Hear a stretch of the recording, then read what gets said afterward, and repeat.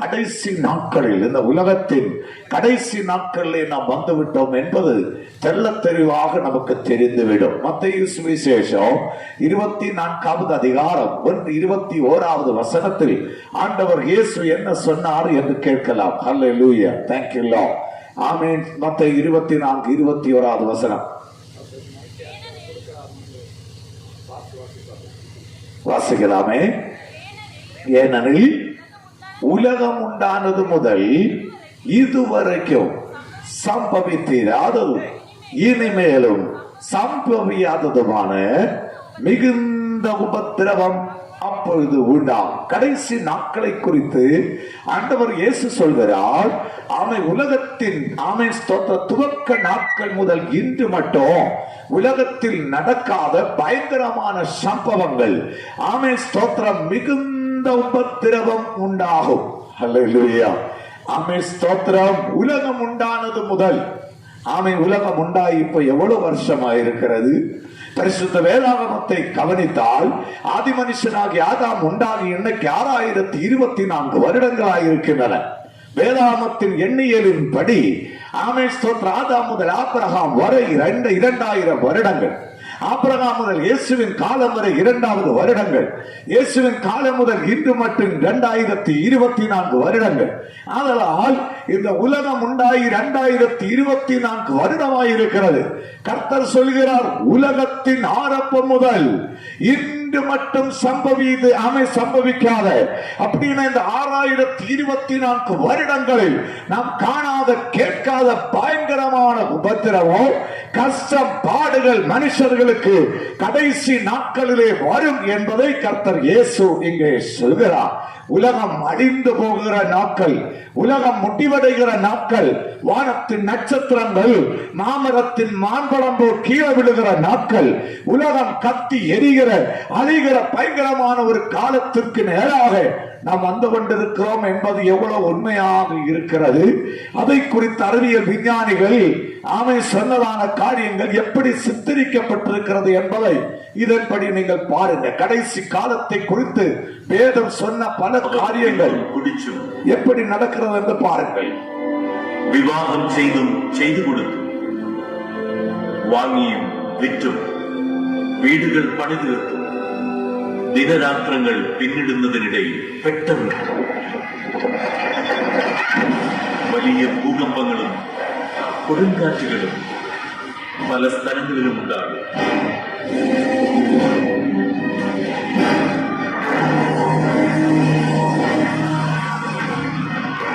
ആകാശശക്തികൾ ഇളകുകയും കടലിലെ തിരമാലകൾ ഉയർന്നു വരികയും ചെയ്യും.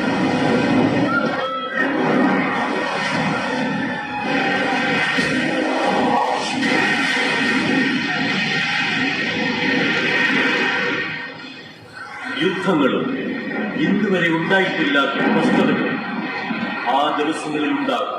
இவ்வண்ணம் உலக ஆரம்பம் முதல் நடக்காத பயங்கரமான உபத்திரவம், பாடுகள், கஷ்டங்கள் இந்த உலகத்திலே வரும் என்று ஆண்டவர் இயேசு கிறிஸ்து சொன்னார். மெய்யாகவே நாம் வாழ்கிற இந்த காலம் கடைசி காலமா? இது வெறும் பிரசங்கியார்களின் பிரசங்க உரை மட்டுமா, இல்லை மெய்யாகவே கடைசி நாட்களில் நாம் வந்து விட்டோமா என்பதற்கு ஆதாரமாக பரிசுத்த வேதாகமத்தில் இருந்து ஒரு சில தீர்க்க தரிசனங்களை உங்களுக்கு ஆதாரமாக காட்ட ஆசைப்படுகிறேன். லூக்கா சுவிசேஷம் 21வது அதிகாரம் 11வது வசனம் மைக்கு வழி வாசிக்க கேட்கலாமே. கடைசி காலத்தில் நாம் எட்டிவிட்டோம் என்பதற்கு ஒரு முதல் தீர்க்க தரிசன வார்த்தை நாம் கேட்க போகிறோம். வாசிக்கலாம். எஸ், ஆண்டவர் இயேசு கிறிஸ்து சொல்லுகிறார், பல இடங்களில் மகா பூமி அதிர்ச்சிகளும், எஸ், பஞ்சங்களும், கொள்ளை நோய்களும், கொள்ளை நோய்கள். கடைசி நாட்களில் இந்த உலகத்தில் நடக்க போகிற ஒரு முக்கியமான காரியத்தை குறித்து கர்த்தராகிய இயேசு எப்படி சொல்கிறார்? கொள்ளை நோய்கள், இன்கியூரபிள் டிசீசஸ், சுகமாக்க முடியாத, மருந்து கண்டுபிடிக்கப்படாத கொள்ளை நோய்கள் வருமா?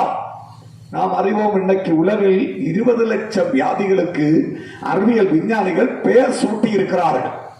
இது இல்லாமல் 30,000 ரேர் டிசீஸ் என்று சொல்லக்கூடிய 1,00,000-ல் 1 மனுஷருக்கு மட்டும் வருகிறார், 1000-ல் 1 நபருக்கு வருகிறார், 100-ல் 1 நபருக்கு மட்டும் வருகிற ரேர் டிசீஸ் என்று சொல்லக்கூடிய வியாதிகள் இன்னைக்கு பயங்கரமாக பெருகிக் கொண்டிருக்கிறது.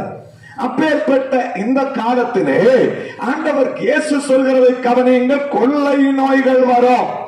உலகெங்கும் மனுஷர்களை ஆட்டி படையிட்ட 20 கொள்ளை நோய்கள் லிஸ்டை இந்த ஸ்கிரீன்ல நீங்க பார்க்கலாம். ஒவ்வொரு வியாதியும் எத்தனை கோடி மக்களை கொண்டது என்று நீங்க அங்கே வாசிக்க முடியும். ஆமே ஸ்தோத்திரம். 20 கோடி, 5 கோடி, எத்தனை கோடிக்கணக்கு மக்களை கொலை செய்த பயங்கரமான 20 கொடிய வியாதிகள். இவைகள் பலதும் நாம் அறிந்ததில்லை, அது நம்மை தொட்டதும் இல்லை. ஆனால் இந்த கடைசி காலத்திலே ஆமை உலகத்தை அச்சுறுத்தும் பயங்கரமான ஒரு கொடிய வியாதி வந்ததை நாம் அறிவோம்.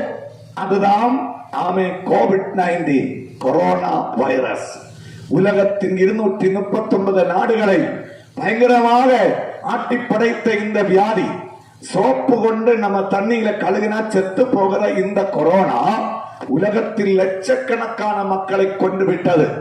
எத்தனையோ குடும்பங்களை பயங்கரமா கண்ணீரிலே வேதனையிலே ஆமை வீழ செய்து கொண்டு உலகத்தை அசைத்த பயங்கரமான கொடூரமான இந்த கொரோனாவை குறித்து நாம் நன்கு அறிவோம்.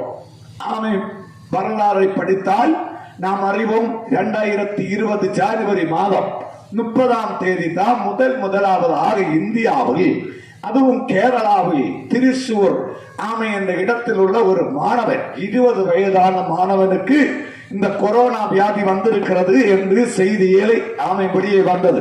ஜனவரி 2020. மார்ச் 2 ஆன போது அதே வருடத்தில் இது கேரளாவுக்கு வெளியே ஆமை டெல்லி, ஹைதராபாத்ல எல்லாம் இந்த வியாதி வந்தது என்ற நியூஸ் நாம் கேட்டோம். ஆமை மார்ச் 12 முதலாவதாக இந்த வியாதியால் ஆமை கர்நாடகாவில் கல்புரி என்ற இடத்திலே ஒரு தாத்தா 76 வயதுள்ள ஒரு மனுஷன் இந்த கொரோனாவினால் இறந்தார் என்ற செய்தி வந்தது. அதோட மார்ச் 24வது நாள் சென்ட்ரல் கவர்மெண்ட் லாக்டவுன் ஆமை ஸ்தோத்திரம் பயங்கரமாக பிரசித்தி செய்தது. கடைகள் எல்லாம் அடைத்தன, பல்கலைக்கழகங்கள், ஸ்கூல்கள், காலேஜுகள் அடைக்கப்பட்டது, ஆராதனை ஆலயங்கள் அடைக்கப்பட்டது, ஷாப்புகள், மால்கள் அடைக்கப்பட்டது. எல்லாமே அடைக்கப்பட்டு நாம் எல்லாம் வீட்டுக்குள்ளே அடைந்து போய் ஆமை இருந்தோம். எத்தனை நாட்கள்? செப்டம்பர் 15 வரை நாம் எல்லாம் வீட்டுக்குள்ளேயே இருந்தோம், வெளியே வர முடியாமல் இருந்தோம். செப்டம்பர் 15வது நாள் செய்தித்தாளில் நான் வாசிக்கிறேன், ஆமை கொரோனா உச்ச கோடியில் எத்தி இருக்கிறது. ஒரு நாள் இந்தியாவில் 1290 பேர் இறந்திருக்கிறார்கள் இந்த கொரோனா காரணத்தினாலே. அதனுடைய மறுநாளாகிய 16ஆம் தேதி செப்டம்பர் 2020 செய்தித்தாள் சொல்கிறது, ஒரு நாள் இந்தியாவில் கிட்டத்தட்ட 1,00,000 மக்கள் ரவுண்ட் பிகர்ல இந்த வியாதியால் பிடிக்கப்பட்டுக் கொண்டிருக்கிறார்களாம். அதன் மறுநாள் 17ஆம் தேதி மீண்டும் செய்தி வருகிறது, இப்போது ட்ரீட்மெண்ட்ல 10 லட்சத்திற்கு அதிகம் மக்கள் இருக்கிறார்கள். ஆமை இப்படிப்பட்ட செய்திகள் கேட்டவுடனே இனி வெளியே வர முடியாது, வேலை செய்ய முடியாது, பிள்ளைகளை வளர்த்த முடியாது, சர்ச்சுக்கு போக முடியாது.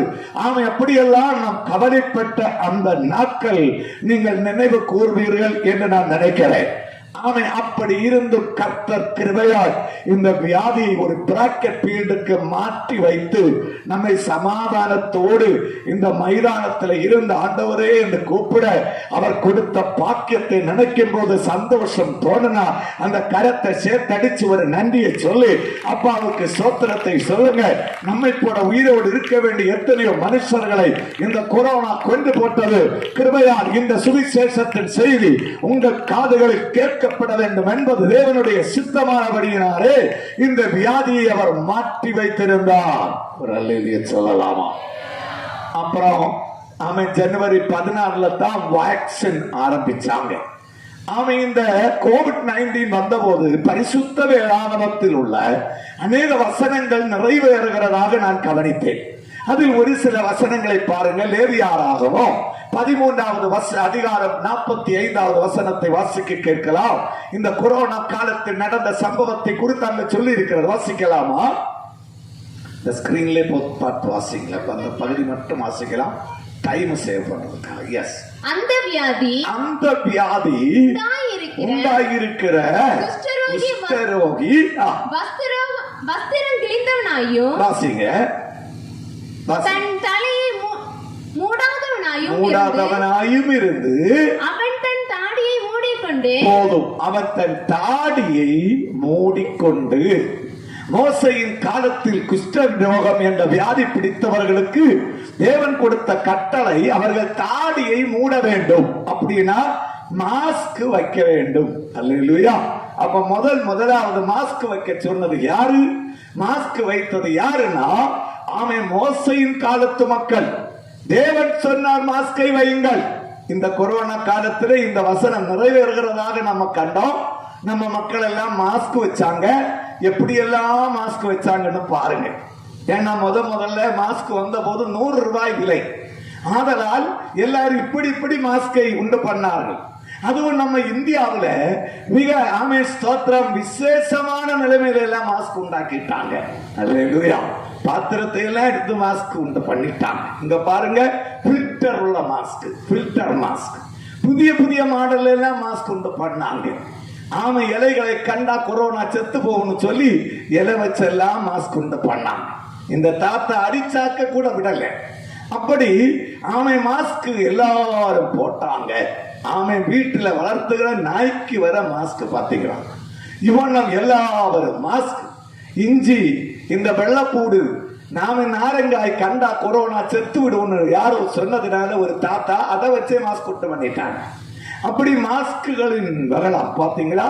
ரோட்ல மாஸ்க், மார்க்கெட்ல மாஸ்க், பைக்ல மாஸ்க், ஸ்கூல்ல மாஸ்க், கிளாஸ் ரூம்ல மாஸ்க், விவசாயிகள் இடையில மாஸ்க், எல்லா இடத்திலையும் மாஸ்க். நம்ம தமிழ்நாட்டில் ஒரு சில தம்பிமார்கள் மாஸ்க் வைக்க மாட்டோம்னு சொல்லி சபதம் எடுத்தார்கள். திருப்பூர் தேசத்திலே ஒரு சில வாலிபர்கள் கடைசியாக போலீஸ்காரர் கையில சிக்கி கொண்டார்கள். அவர்களை போலீஸ்காரர்கள் கஸ்டடியில எடுத்து நீங்க மாஸ்க் வைக்கணும்னு கேட்ட உடனே அந்த இன்ஸ்பெக்டர் மேடத்தின் பசங்க சொன்னாங்க, வயதானவர்களை தான் இந்த கொரோனா தாக்கும் மேடம், எங்களை ஒண்ணுமே செய்யாத, அதனால தயவாய் எங்களை விட்டு விடுங்க, நாங்க மாஸ்க் வைக்க மாட்டோம்னு சொல்லிட்டாங்க. ஆனா அந்த அம்மா சொல்லிச்சு, அது முடியாது, நீங்க மாஸ்க் வச்சுதான் ஆகணும். மாஸ்க் வைக்காட்டி அது பிறருக்கு பிரச்சனை உண்டு பண்ணோம்.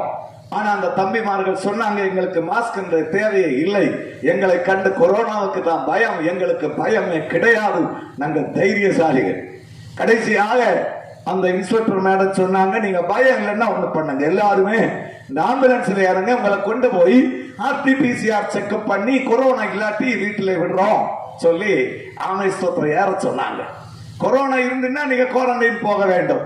அந்த தம்பிமார்களும் சரி, நமக்கு தான் கொரோனா இல்லையே, வராதே சொல்லி தைரியமா வண்டியில ஏற தோங்கும் போது அந்த அம்மா இன்ஸ்பெக்டர் மேடம் சொன்னாங்க, நீங்க வண்டியில ஏறது நல்லதுதான், பார்த்துக்கு ஏறுங்க, ஏன்னா உங்களுக்கு மாஸ்க் கிடையாது, உள்ள ஆல்ரெடி ஒரு கொரோனா பிடிச்ச மனுஷன் இருக்கிறான், அவன் பிபி கிட் எல்லாம் போட்டு இருக்கிறான், அதனால ஜாக்கிரதையோடு உள்ள ஏறுங்க என்று சொன்ன உடனே அந்த தம்பிமார்களின் தைரியம் எல்லாம் போய்விட்டது. எப்படியாவது தப்பி ஓட அவர்கள் எல்லாரும் முயற்சி பண்ணாங்க. ஆனா நமது தமிழ்நாடு போலீஸ்காரர்கள் விடல, எல்லாத்தையும் பிடிச்சு வலிச்சு ஈத்து எல்லாத்தையும் உள்ள ஏத்துறதான காட்சி. எப்படியாவது தப்பி போகணும்னு பார்த்தாங்க, ஆனா விடல. மாஸ்க் வேண்டாம்னு சொன்ன தம்பி கடைசியா சட்டையை தூக்கி மாஸ்க் உண்டு பண்ணிட்டான். ஏன்னா உள்ள அவர்களுக்கு பயம், வெளியே தான் பயம் இல்லைன்னு சொன்னாங்க. ஆனால் தமிழ்நாடு போலீஸ்காரர்கள் எல்லாரையும் வண்டிக்குள்ள அடைச்ச உடனே எப்படியாவது தப்பி வெளியே போக அவர்கள் செய்கிற அந்த முயற்சி, அந்த பயத்தின் முயற்சியை கண்டா நமக்கு சங்கடம் வந்துடும். அந்த வண்டியோட விண்டோஸ் வழியில எப்படியாவது மிதிச்சு வெளியே சாடி தப்பிக்க பார்த்தா அவர்கள் விடவே இல்லை. அல்லேலூயா. ஒரே பிரச்சனை தான், பயந்து போயிட்டாங்க. ஸ்தோத்திரம் எல்லாத்தையும் பிடிச்சு உள்ள அடைச்சிட்டாங்க. இவ்வண்ணம் கொரோனா வயதானவர்களை மட்டுமல்ல, எல்லா மனுஷர்களையும் மீது மனம் கலங்க செய்தது. கடைசியா அந்த கொரோனா ட்ரெஸ் போட்டிருந்த பிரதர் வந்து சொன்னாங்க, தம்பி நீங்க யாரும் பயப்படாதீங்க, தயவு செஞ்சு பயப்படாதீங்க, எனக்கு மெய்யாகவே கொரோனா இல்லை, இது திருப்பூர்ல நடந்த சம்பவம், உங்களை பிராங்க் பண்றதுக்காக போலீஸ்காரர்கள் என்ன இந்த சட்டை போட்டு இதுக்குள்ள வச்சிருக்கிறாங்க, மெய்யாகவே எனக்கு கொரோனா இல்லை, பயப்படாதீங்கன்னு சொல்லவோ அந்த தம்பி சொல்றான்னா, எனக்கு திருமணம் கூட இதுவரை ஆகலைன்னா பக்கத்துல வராதீங்கன்னு சொல்லி அவன் பயப்பட்டு கையை தூக்கி காட்டுகிற அந்த காட்சிகள் கண்டா நம்ம மனம் சங்கடப்பட்டு போகும். இவ்வண்ணம் மனுஷர்களை, வாலிபர்களையும் சிறியவர்களையும் பெரியவர்களையும் எல்லாவர்களையும் கலங்க வைத்த கவலைக்கு உள்ளாக்கிய இந்த கொரோனா எத்தனை பயங்கரமா இருந்தது என்பதை இதை பார்க்கும் போதே நமக்கு புரிந்து விடுகிறது. அல்லேலூயா. நேர குறைவானபடியினாலே முன்னேறி செல்ல ஆசைப்படுகிறேன். லேவியராகமம் 13வது அதிகாரம் 46வது வசனத்தை இப்போ வாசிக்க கேட்கலாம். அந்த வியாதி அவனில் இருக்கும் நாள் வரைக்கும், இதுல இருக்கிறது வாசிங்க ஸ்கிரீன்ல. எஸ். ஆசாரியன் அதை பார்க்கிற போது படரிலே வெள்ளைமயிர் இல்லை என்றும், படரிலே வெள்ளமயிர் இல்லை என்றும், அது மற்ற தோலை பார்க்கிலும் பொலிந்திராமல் சுருங்கி இருக்கிறது என்றும் கண்டானாகில் அவனை 7 நாள் அடைத்து வைத்து. எத்தனை நாள் அடைத்து வைக்கணும்? 7 நாள். கொரோனாக்கு எத்தனை நாள் குவாரண்டைன்? அப்ப இந்த குவாரண்டைன் முதல்ல பைபிள் எல்லாம் வந்திருக்கு. 8 நாளும் ஆக்கல, 10 நாளும் ஆக்கல. குவாரண்டைன் 5 நாளும் ஆக்கல, கரெக்டா 7 நாள் தான் ஆக்கினாங்க. என்ன நோக்கத்துடன் என்று நீங்க கேட்டால் பல காரணங்கள் சொல்லலாம். ஆனால் பரிசுத்த வேதாகமாக ஒரு தொடர்பு இருக்கிறது என்பதை குறித்து பார்க்கும் போது நமக்கு அது ஒரு அதிர்ச்சியாகத்தான் இருக்கிறது. 7 நாட்கள் குவாரண்டைன் சொன்னார்கள். டெல்லியில எல்லாம் சீல் அடிச்சுதான் குவாரண்டைன்ல விட்டாங்க. ஏன்னா இங்க வெளியே போனா தூக்கணும், அதுக்காகத்தான். அவ்வண்ணம் எல்லா இடத்திலையும் குவாரண்டைன்ல, கட்டடத்திற்குள்ளே, ஸ்கூலுக்குள்ளே, ஹாஸ்பிட்டல் எல்லாம் அடைச்சு வச்சாங்க. ஒருவேளை இந்த சத்தம் கேட்கிற நீங்களும் ஒரு சிலர்கள் எல்லாம் குவாரண்டைன்ல இருந்திருப்பீங்க. கிருபையால் கர்த்தர் நம்மை காத்தாரே, அதற்கு ஒரு அல்லேலூயா சொல்லலாம். இவ்வண்ணம் குவாரண்டைனும் அந்த பரிசுத்த வேதாகமத்தின் சத்தியத்தின் படிதான் வந்தது. ஒன்றிக்கு இவ்வண்ணம் பலர்களை மடைத்து கட்டிடத்திற்குள்ளே வைத்து இருந்தார்கள். ஸ்தோத்திரம். எத்தனை பயங்கரமான ஒரு கொரோனா. எரேமியா 9:22 எரேமியா தீர்க்கதரிசி சொன்னதான தீர்க்க வார்த்தைகள் இந்த கொரோனா காலத்தில் நிறைவேறுகிறதாக நான் பார்த்தேன். அது என்ன என்று வாசிக்க கேட்கலாம். எரேமியா 9:22 வாசிக்கலாமே. மனுஷரின் சவங்கள் வயல்வெளியின் மேல் எருவை போலவும் அறுக்கிறவனுக்கு பின்னாலே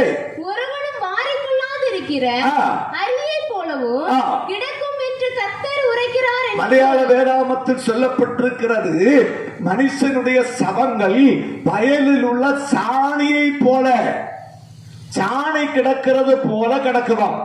அப்படின்னா ஒரு மனுஷன் அந்த பாடியை எடுத்து அடக்கம் செய்யாமல், யாரும் அந்த பாடியை எடுத்து கொண்டு வைத்து அழுது புலம்பி ஜெபம் பண்ணி போட்டு வைத்து ஆராதனை நடத்தி அடக்காராதனை செய்யாமல் சாணி கிடக்கிறதை போல டெட் பாடிகள் உலகிலே கிடக்குகிறதான ஒரு காலத்தை குறித்து இன்றைக்கு 2800 வருஷங்களுக்கு முன்பாக தீர்க்கதரிசி எரேமியா தீர்க்க தரிசனம் சொன்னார். அந்த வார்த்தை இந்த கொரோனா காலத்தில் நிறைவேறுகிறதாக நீங்களும் பார்த்திருப்பீர்கள் என்று நான் நினைக்கிறேன். Italy, Brazil, New York, Saudi Arabia போன்ற இடங்களிலே மக்கள் ஆங்காங்கே இறந்து கடந்தார்கள். ரோடு பகுதிகளில் எல்லாம் சத்த மனுஷர்கள் கடந்தார்கள். டெட் பாடி எடுக்க மக்கள் பயப்பட்டார்கள். கொரோனா எங்களை தாக்கி விடுமோ என்ற பயம் மக்களை அலக்களித்தது. அவ்வண்ணம் சத்த மனுஷர்களை பிளாஸ்டிக் பேக்குகளை அடைத்து வைத்து அவர்களை தூக்கி வீசி வனாந்தரத்தில் கொண்டு போய் எரிய வைத்ததும், அவர்களை குழியிலே சேர்த்து அடக்கம் செய்ததும், மண்ணை போட்டு மூடினதை எல்லாம் குறித்து நாம் கேட்டிருக்கிறோம். அதுதான் வேதம் சொல்லுகிறது. மனுஷனுடைய சவங்கள் சாணியை போல கிடக்குமா? ஒரு அல்லேலூயா சொல்லலாமா?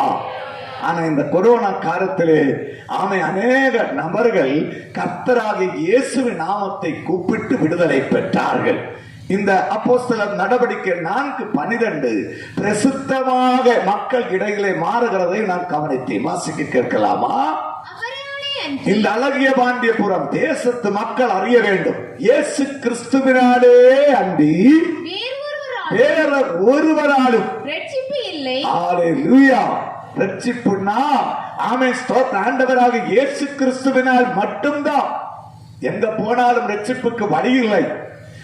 பெரிய மலையிலே நீங்கள் காரினாலும், உங்கள் சரீரத்தையே நீங்கள் ஸ்தோத்திரம் உபத்திரவித்து அதை பொருத்தனையாக்கினாலும், வேற என்னெல்லாம் நீங்கள் செய்தாலும் வானத்தின் கீழே பூமிக்கு மேலே பரிசுத்த வேதாகமத்தில் கர்த்தர் சொல்கிறார், மனுஷர்களுக்கு கொடுக்கப்பட்ட ஆமென் நல்கப்பட்ட ஒரே ஒரு நாமம். கீழே வாசிக்கலாமே. நாம் ரட்சிக்கப்படும்படி வானத்தின் கீழங்கோ மனுஷர்களுக்குள்ளே அவருடைய நாமமே அன்றி வேறொரு நாமம் கட்டளையிடப்படவில்லை. இந்த கிரவுனுடைய பிரச்சனை மாற, கடன் தொல்லை மாற, வியாதி சுகமாக, குடும்ப வாழ்க்கை செழிப்பாய் மாற, பிள்ளை பாக்கியம் கிடைக்க, உன்னுடைய வீடு கட்டுமான பணி நடக்க, உன்னுடைய கடன் தொல்லை மாற, உன்னுடைய குடும்பத்தை அலக்களிக்கிற சத்துருவின் சக்திகள் மாற, உனக்கு சமாதானத்தை கொடுக்க இந்த உலகத்தில் இதோ ஒரு நாமம் கட்டளையிடப்பட்டிருக்கிறது. ஒரு காசு போல் உன்னை கொடுக்காமல், ஒரு ரூபாய் உன்னை பயன்படுத்தாமல், எந்த சடங்காச்சாரமும் நீ செய்யாமல், இயேசுவே என்று அழைத்தால் உன் அருகிலே கடந்து வந்து உனக்காய் அற்புதம் செய்கிற ஒரு நாமத்தை குறித்து இந்த கீழே கர்த்தர் வெளிப்படுத்துகிறார். அந்த நாமத்தான் இயேசு கிறிஸ்துவின் நாமம். அந்த நாமத்தின் சக்தியை பெற்ற, விடுதலையை பெற்ற அநேக மக்களை என் முன்னே நான் பார்க்கிறேன். அநேக வருடங்களுக்கு முன்பாக இந்த நாமத்தை நான் கண்டதினால் தான் இன்னைக்கு உயிரோடு இருக்கிறேன். வாழ்க்கையை முடித்துக் கொள்ள ஆசைப்பட்ட நான், ரயில்வே டிராக்கிலே ஓட ஆரம்பித்த நான், சோத்திர சமாதானம் இல்லாமல் அலைந்த நாட்கள், தோல்வியால் சோத்திர வாழ்க்கையிலிருந்து பின்வாங்கி போன நாட்கள், வாலிபன் நாட்கள், அந்த நாட்களை குறித்து நினைக்கும் போது இன்னைக்கு பயம்தான் வருகிறது. ஒரு அல்லேலூயா சொல்லலாமா? யாராலும் காப்பாற்ற முடியாத நாட்கள், வியாதியால் பிடிக்கப்பட்ட பயங்கரமான ஒரு ஆபரேஷனில் கூட மட்டும்தான் சுகம் கிடைக்கும் என்று டாக்டர்மார்கள் சொன்ன அந்த காலம். ஆனால் இந்த நாமம், எந்த நாமம்? இயேசு கிறிஸ்துவின் நாமம். அல்லேலூயா. எல்லா நாமத்திற்கும் மேலாகிய எந்த சக்திகளை கீழ்ப்படுத்துகிற, எல்லா குற்றம் மடங்குகிற ஒரே ஒரு நாமம், அதுதான் இயேசுவின் நாமம். இந்த நாமத்தின் சக்தி உங்க வீட்டுக்குள்ள வந்தா, உங்க வாழ்க்கையிலே வந்தா, உங்க பிள்ளைகள் வாழ்க்கையிலே வந்தா, உன்னுடைய தேசத்திலே வந்தா, சாபம் மாறி போகும், வியாதிகள் மாறி போகும், அந்த சக்திகள் மாறும். இந்த நாமம் அவ்வளவு பெரிய நாமம். அல்லேலூயா. இந்த ஸ்தோத்திரம் இயேசுவின் நாமத்தில் கூட உள்ள ரட்சிப்பு மட்டுமல்ல, சுகமாக்கும் இந்த நாமத்தின் சக்தியை இந்த கொரோனா காலத்திலே மக்கள் தரிசித்தார்கள். எத்தனை பேர்கள் வெண்டிலேட்டர்ல இருந்து இயேசுவே என்று கூப்பிட்டவர்கள் ஆக்சிஜன் கூடி இருக்கிறது. ஸ்தோத்திரம். என்னுடைய சபையிலே ஒரு சகோதரி புற்றுநோயிலே இருந்தவர் சுகமாய் ரட்சிப்புக்குள் வந்த ஒரு சகோதரி, இந்த கொரோனா காலத்திலே அவள் இந்த கொரோனாவால் பிடிக்கப்பட்டார். கடைசியாக அந்த நாட்களில் லாக்டவுன் போய் நேரிட்டு ஜெபம் பண்ணக்கூட முடியாத ஒரு நாள். அவளை திருவாண்டத்திலே கிம்ஸ் ஹாஸ்பிட்டலை கொண்டு அட்மிட் பண்ணாங்க. பயங்கரமான அந்த வியாதி அவளை தாக்கினது. அநேகர் அந்த ஹாஸ்பிட்டலை செத்தவர்களை பிளாஸ்டிக் பேக்கிலே அடைக்கிறதை அவள் பார்த்தாள். கடைசியாக அவளுடைய ஆக்சிஜன் லெவல் குறைய துவங்கிட்டு 60 ஆயிட்டு, 55 ஆயிட்டு, 50 ஆயிட்டு, 40 பக்கம் வந்த உடனே மேஜர் ஐசியூல ஏற்றினாங்க. மேஜர் ஐசியூலன்னா 5-10 மினிட்டுக்குள்ள ஒரு மனுஷன் இறக்குற ஒரு சூழ்நிலையில அந்த நாட்கள் இருந்ததா. அந்த சகோதரி சொல்றாங்க, 40 போனது. நீ உயிர் தப்பிக்க வழியே இல்லை. சவுதி அரேபியாவில் இருக்கிறார். லைவாக டாக்டர்மார்கள் அவர்களை காண்பிச்சு கொடுத்தாங்க. ஸ்தோத்திரம். அந்த சகோதரனை போன் கூப்பிட்டு சொல்கிறார், பாஸ்டர், நான் ஊர்ல வந்து ஒரே ஒரு தடவை என் மனைவியை பார்க்கணும், அதுக்காக மட்டும் நீங்க ஜெபியுங்க, அப்படின்னா செத்து போவான. அந்த சகோதரன் கூட நம்பிட்டா. அவ்வளவு கிரிட்டிக்கல் ஸ்டேஜில் இருக்கிறாள். அல்லேலூயா. ஆனால் சபையாக தேவ பிள்ளைகள் சேர்ந்து நைட்டிலே 11:30 முதல் 12:30 வரை 1 மணி நேரம் விசுவாசிக்கிற பரிசுத்தவான்களின் சபை சேர்ந்து அந்த சகோதரிக்காக ஜெபிக்க ஆரம்பித்தோம். ஜெபித்த 3வது நாளிலே கர்த்தர் அவளை தொட்டார். மரணத்தின் கயறுகளை தேவனை அழித்து மாற்றி அவளுடைய ஆக்சிஜன் லெவல் 40 இருந்து 65, 70, 80 மாறினது. 5வது நாள் அது 85, 90 வந்தது. சுருக்கி சொல்கிறேன், கடைசியாக அந்த மனுஷன் ஊர்ல வந்தான். அவர் போன்ல கூப்பிடும் போது நான் சொன்னேன், பிரதர் நீங்க நினைக்கிற மாதிரி எதுவும் நடக்காது. ஆமை கர்த்தர் எல்லாம் நன்மையாகத்தான் செய்வார். அவருடைய உயிருக்கு ஒரு ஆபத்து வர தேவன் அனுமதிக்க மாட்டார் என்று அவர்கள் சொல்லி விசுவாச வார்த்தைகளை சொல்லி ஜெபம் பண்ணல. ஆமை கடைசியாக நேரடியாக அவர் திருவனந்தபுரம் ஏர்போர்ட்ல வந்து கிம்ஸ்ல தான் வந்தார். கிம்ஸ்ல வந்தார். அவர் வந்த அந்த நாளிலே அவளை ஐசியூல இருந்து ஆமை ரூமிலே மாத்தினார்கள். சொல்லலாமா? அடுத்த 3 நாட்கள்ல ஆமை வீட்டிலே வந்து ஆமை ஸ்தோத்திரம் சுகத்தோடு தேவனை மகிமைப்படுத்த கர்த்தர் உதவி செய்தார். மகனையும் மீடியா டிவி என்று சொல்கிற யூடியூப் சேனல்ல அந்த சகோதரியின் சாட்சி இருக்கிறது. சிஸ்டர் ஷீபான்னு நீங்க அதுக்குள்ள சர்ச் பண்ணலாம், பார்க்கலாம். கர்த்தர் எத்தனை பெரியவர்னு பாருங்க. அவருடைய கிருபை எத்தனை பெரியது. ஆமை ஸ்தோத்திரம். ஆதலால் இந்த கிழவி இந்த சத்தத்தை கேட்டுக்கொண்டிருக்கும் போது நீ வியாதியோடு இருக்கிறாயோ, கலக்கத்தோடு இருக்கிறாயோ, பிரச்சனைகளை மாற்றி போயிருக்கிறாயோ, இயேசுவின் நாமத்தை மட்டும் நோக்கி பார்த்து இன்றைக்கு நீ ஆமென் சத்தமிட்டு ஆமென் கதற ஆரம்பிச்சால் அவருடைய வல்லமை இறங்கி வந்து உன்னை தொடும். அல்லேலூயா. அவருடைய கரம் உன்னை வறுமையால் விடாது. நீ இந்த இடத்திலே வந்தவை போல திரும்பி போக மாட்டாய். அவருடைய வல்லமை உன்னை தொடும். உன்னை வியாதியின் சரீரத்தை விட்டு மாறிவிடும். நீ புது பலன் அடைவாய். விசுவாசிக்கிறவங்க மட்டும் கரங்களை தூக்கி அல்லேலூயா சொல்லுங்க.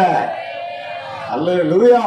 இயேசு கிறிஸ்துவின் நாமத்தினாலே வெற்றிப்பு மட்டுமல்ல, அற்புதங்களும் அடையாளங்களும் இருக்கிறது என்று இந்த கொரோனா காலம் வெளிப்படுத்தினது. இங்க பாருங்க, ஆமென் ஸ்தோத்திரம்.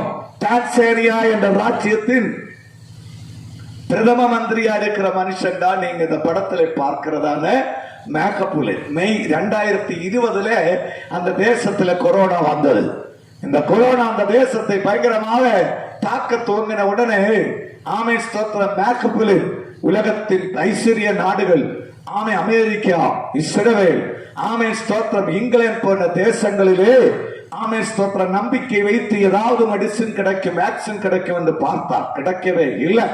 ஏன்னா எல்லா இடத்திலும் மக்கள் செத்து கொண்டிருக்கிறார். கடைசியாக இந்த ஆமை மேக்கப்புலின் என்ன செய்தால், அவர் அந்த தேசத்தை முழுவதும் லாக்டவுன் போட்டார். கடைகளில் அடைக்கப்பட்டது. ஆமே எல்லாம் அடைக்கப்பட்டன. ஆனா ஒண்ணு யாரும் செய்யாத ஒண்ணை அவர் செய்தார். என்னன்னு தெரியுமா? அவர் சொன்னார், கடைகளை, காலேஜ், ஸ்கூலு, மால் எல்லாம் அடைங்க. ஆனா ஆராதனை ஆலயங்களை மட்டும் 24 மணி நேரம் திறந்து வைக்க சொன்னார். ஒரு அல்லேலூயா சொல்லலாமா? ஏன்னா இந்த வியாதியில் இருந்த மனுஷனை தப்ப செய்ய மருந்து இல்லை, மாத்திரை இல்லை, வேக்சின் இல்லை என்று அவர் புரிந்ததனாலே இதில் இருந்து மனுஷனை தப்ப செய்ய ஒரே ஒருத்தரால் தான் கூட, அது ஆண்டவர் இயேசு கிறிஸ்து. அல்லேலூயா. ஆதலால் அவர் சொன்னார், ஆலயங்களை திறந்திட சொன்னார். அவ்வண்ணம் தேவாலயங்கள் திறந்திடப்பட்டது. 24 மணி நேரம் தேவாலயங்கள் டான்சானியாவில் திறக்கப்பட்டது. அவரே சர்ச்சிலே போயிருந்து முட்டி போட்டு தேவனை நோக்கி செபித்தார். ஆண்டவரே, எங்கள் தேசத்தோட மனமிறங்கும் இந்த மகா வியாதியை எங்களை விட்டு எடுத்து போடும் என்று சொல்லி அவர் செபித்தார். அந்த ஜெபத்தின் வல்லமையால், தேவனுடைய கிருபையால் ஆமை சோத்திர மக்கள் எல்லாம் சர்ச்சுக்குள்ள போய் ஜெபம் பண்ணார்கள். ஆமை என்ன நடந்தது என்று தெரியுமா? உலகத்தில் கொரோனா முற்றிலுமாக இல்லாமல் நாம இருக்கிற நாடுகள் என்று ஆமை வேர்ல்டு ஹெல்த் ஆர்கனைசேஷன் அறிக்கை கொடுத்த நாடுகளில் முதல் நாடுகளில் ஒரு நாடு டான்சானியாவாக இருந்தது. ஒரு அல்லேலூயா சொல்லலாமே. இயேசு கிறிஸ்துவின் நாமத்தின் வல்லமையை பாருங்கள். உலகத்தின் பல நாடுகளிலும் ஆமை இந்த கொரோனா காலத்தில் ஆண்டவருடைய முகத்தை பார்த்து மக்கள் கதறினார்கள். பிரேசில்ல, நியூயார்க்ல எல்லாம் என்ன நடந்தது என்று பாருங்க. பெற்றோர்கள் பிள்ளைகள் ஆமை நகரத்திலே வந்து ஆமை மாஸ்க் போட்டு முட்டி மேலே நின்று, எங்கள் தேசத்தின் அக்கிரமங்களை மன்னியும் ஆண்டவரே, எங்கள் பிதாக்களின் பாவத்தை மன்னியும், எங்களுடைய பாவத்தை மன்னியும், எங்கள் தேசத்தை இல்லை அழித்துக் கொண்டிருக்கிற இந்த கொரோனாவை எடுத்து போடும் என்று சொல்லி மக்கள் தேசத்திற்காக அழுது புலம்புற காட்சியை நீங்க பார்க்கலாம்.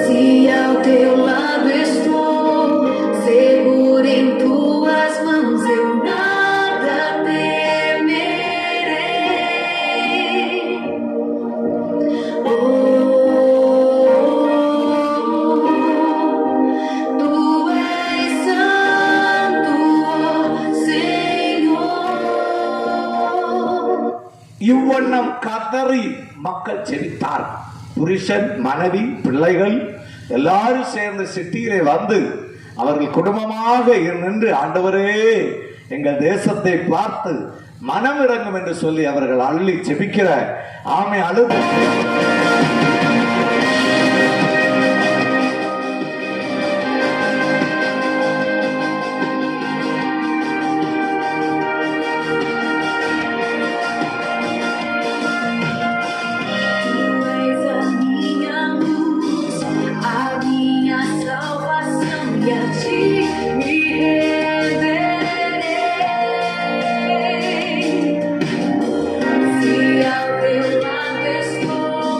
இன்றைக்கு இந்த மைதானத்தில் இருந்து ஆண்டவரை துதித்துக் கொண்டு இருக்கும் போது இந்த கொரோனா காலத்தை தேவனாகிய கர்த்தர் மாற்றி நம்மை சந்தோஷத்தோடு மகிழ்ச்சியோடு மாஸ்க் கூட வைக்காம இந்த மைதானத்தில் இருக்கிறவன் காரணம் உலகெங்கும் அநேக மக்களுடைய ஜெபம், அநேகருடைய கண்ணீர், அநேகர் தேவனை பார்த்த ஆண்டவரே எங்களோட மனம் இருக்கும் என்று சொல்லி அவர்கள் செபிக்கிறதான அழுகிறதான அந்த காட்சிகளை தான் நம்ம இங்க பார்க்கிறோம்.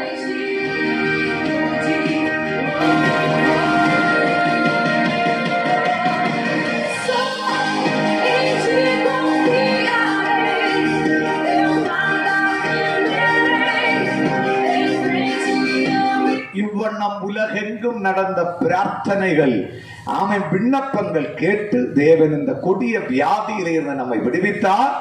இந்த நாட்கள் கடைசி நாட்கள் என்பதற்கு இந்த கொரோனா ஒரு அறிகுறியாக இருக்கிறது. இரண்டாவது தீர்க்க தரிசனம் எரேமியா 25:32 பரிசுத்த வேதாகமம் என்ன சொல்கிறது? வாசிக்க கேட்கலாம். இதோ ஜாதி ஜாதிக்கு தீமை பரப்போம், பூமியின் எல்லைகளிலிருந்து மகா பூசல் எழும்போம். நல்ல ஜாக்கிரதையா கேளுங்க. ஆண்டவர் இயேசு சொன்னார், கடைசி நாட்களிலே ஆமை ஸ்தோத்திர பூமியின் எல்கைகளிலிருந்து மகா பூசல் எழும்பும் என்று சொன்னார். அதுதான் இந்த கடைஞ்ச அநேக நாட்களாக ஒரு 10-18 வருடங்களாக நம்ம செய்திகளை எல்லாம் வாசிக்கிறோம்.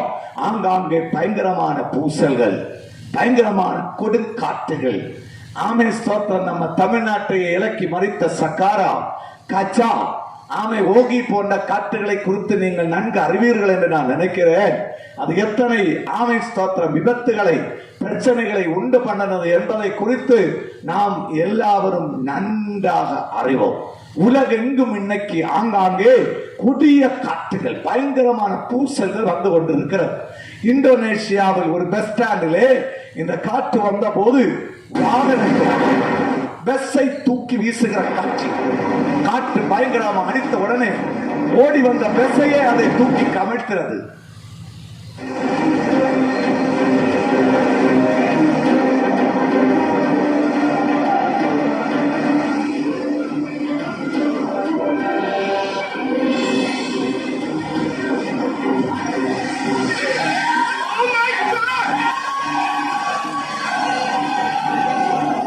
அறிவியல் விஞ்ஞானிகளுக்கோ, ஆமென் ஸ்தோத்திரம், ஆமென் உலகத்தின் பிரசித்தி பெற்றவர்களுக்கோ, ஆமென் ஸ்தோத்திரம் மனுஷ தெய்வங்களுக்கோ இப்பேற்பட்ட காற்றுகளை நிறுத்த முடியுமா?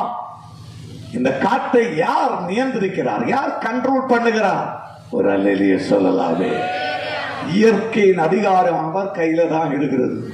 அவர் ஆமன்னு சொன்னா அப்படி நடக்கும். அல்லேலூயா. ஆமென். நார்மலா சயின்ஸ் படிச்சா ஆமை ஸ்தோத்திரம் இந்த உலகத்தில் அடிக்கிற காற்றுகள் 8 கிலோமீட்டர் ஸ்பீடு தான் மேக்சிமம். அதுதான் உலகத்தில் அடிக்கிற காற்றுகள். அது 13-15 போனா உடனே கொடுங்காற்றுன்னு சொல்ல தூங்கிடுவாங்க. 18-20 என்ன வந்தா அந்த காற்றுக்கு ஒரு பேரையை வைத்து விடுவார்கள்.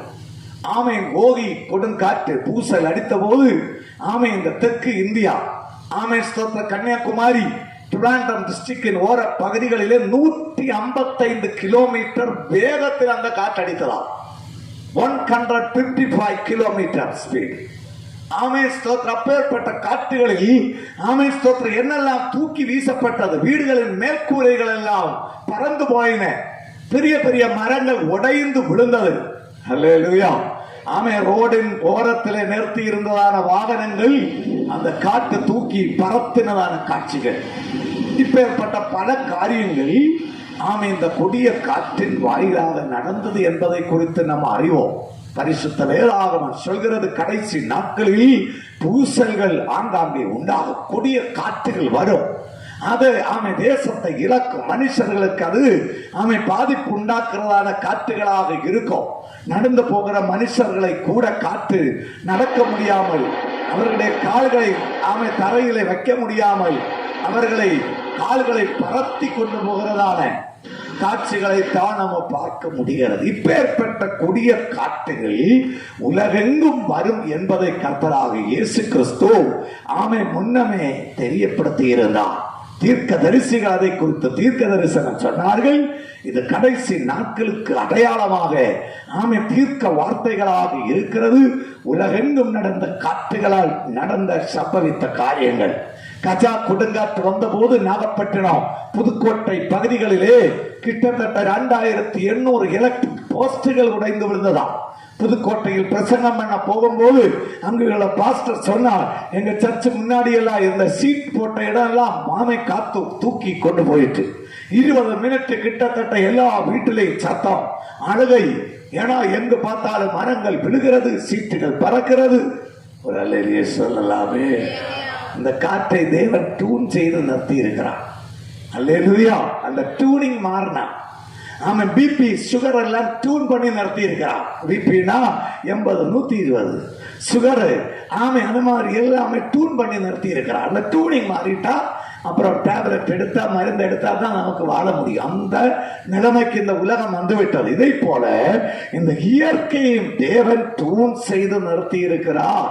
லூக்கா சுவிசேஷம் 21வது அதிகாரம் 25ஆம் வசனத்திலே கர்த்தராகிய இயேசு கிறிஸ்து இந்த காற்றை குறித்து என்ன சொன்னார்? வாசிக்க கேட்கலாமே. பூமியின் மேலுள்ள ஜனங்களுக்கு தத்தளிப்பும் இடுக்கணும் உண்டாகும், சமுத்திரமும் அலைகளும் முழக்கமாயிருக்கும். அல்லேலூயா.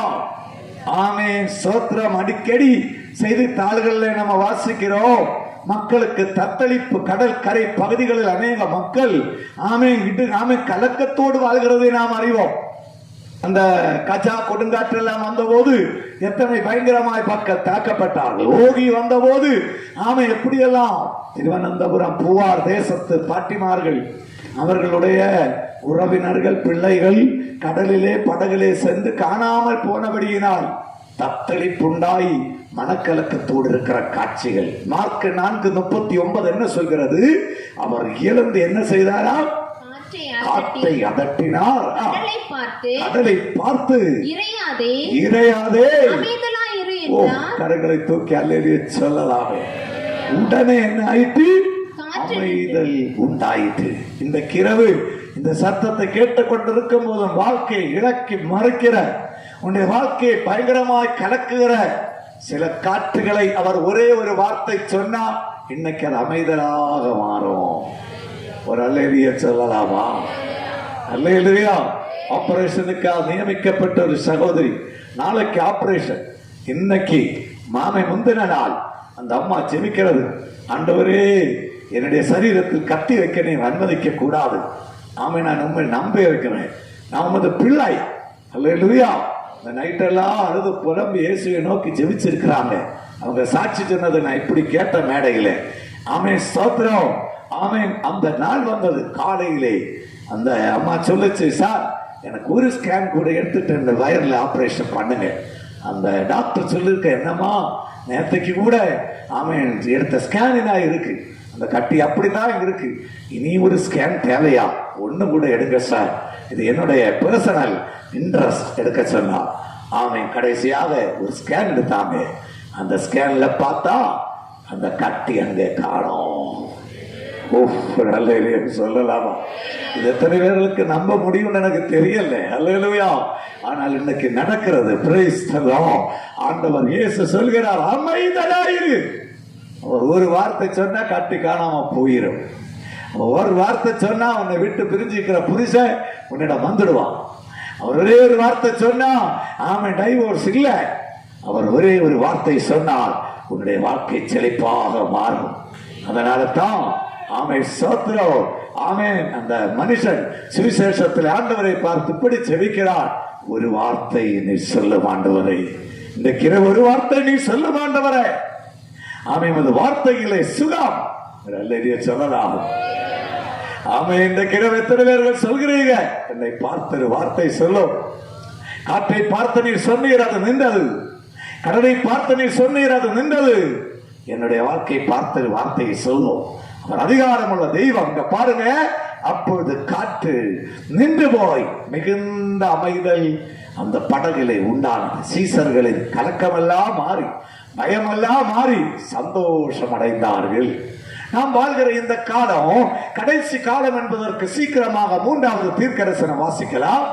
எசேக்கியேல் தீர்க்கதரிசனம் 7வது அதிகாரம் 25வது வசனத்தை வாசிக்க கேட்கலாமே. எஸ், சங்காரம் வருகிறது, அப்பொழுது சமாதானத்தை தேடுவார்கள், ஆனாலும் அது கிடையாது. அல்லேலூயா. கடைசி நாட்களிலே பூமியிலே சமாதானம் இருக்காதா? மனுஷர்கள் சமாதானத்திற்காக அழுது புலம்புவார்கள். பணம் இருக்கும், அந்தஸ்து இருக்கும், வேலை இருக்கும், வேலை வாய்ப்பு இருக்கும், நல்ல மனைவி இருப்பாங்க, நல்ல புருஷன் இருப்பாங்க. ஆனா மனுஷர்களுக்கு சமாதானம் இருக்காது. இன்னைக்கு உலகில் அதைத்தான் பார்க்கிறோம். அநேகர் கூப்பிட்டு செபிக்க சொல்றாங்க, பாஸ்ரையா ஜெபிங்க, சமாதானம் இல்லை, புருஷனால் சமாதானம் இல்லை, மகனால் சமாதானம் இல்லை. அல்லேலூயா. ஆமா, எங்களுக்காய் செபித்துக் கொள்ளுங்கள். சமாதானம் இல்லை. சமாதானம் இல்லாத ஒரு காலம், கடைசி நாட்கள் என்று வேதம் சொன்னது. ஆமை, உலகத்தின் செய்தித்தாள்களை எடுத்து பாருங்க. துர்க்கி, ஆமீன் ஸ்தோத்திரம், துர்க்கியில் உண்டான பயங்கரமான ஆமீன் ஸ்தோத்திரம் பூகம்பம், ஆமீன் பயங்கரமான ஆமீன் நிலநடுக்கம், கட்டிடங்கள் இடிச்சு உடைஞ்சு விழுகிறது. சமாதானம் இல்லை. ஆமீன் சொந்த வீடுகள் உடைந்து மனைவி பிள்ளைகள் எல்லாம் இறக்கிற காட்சிகள், ஆங்காங்கே உலகத்தில் நடக்கிறதான பூகம்பங்கள், நிலநடுக்கங்கள்.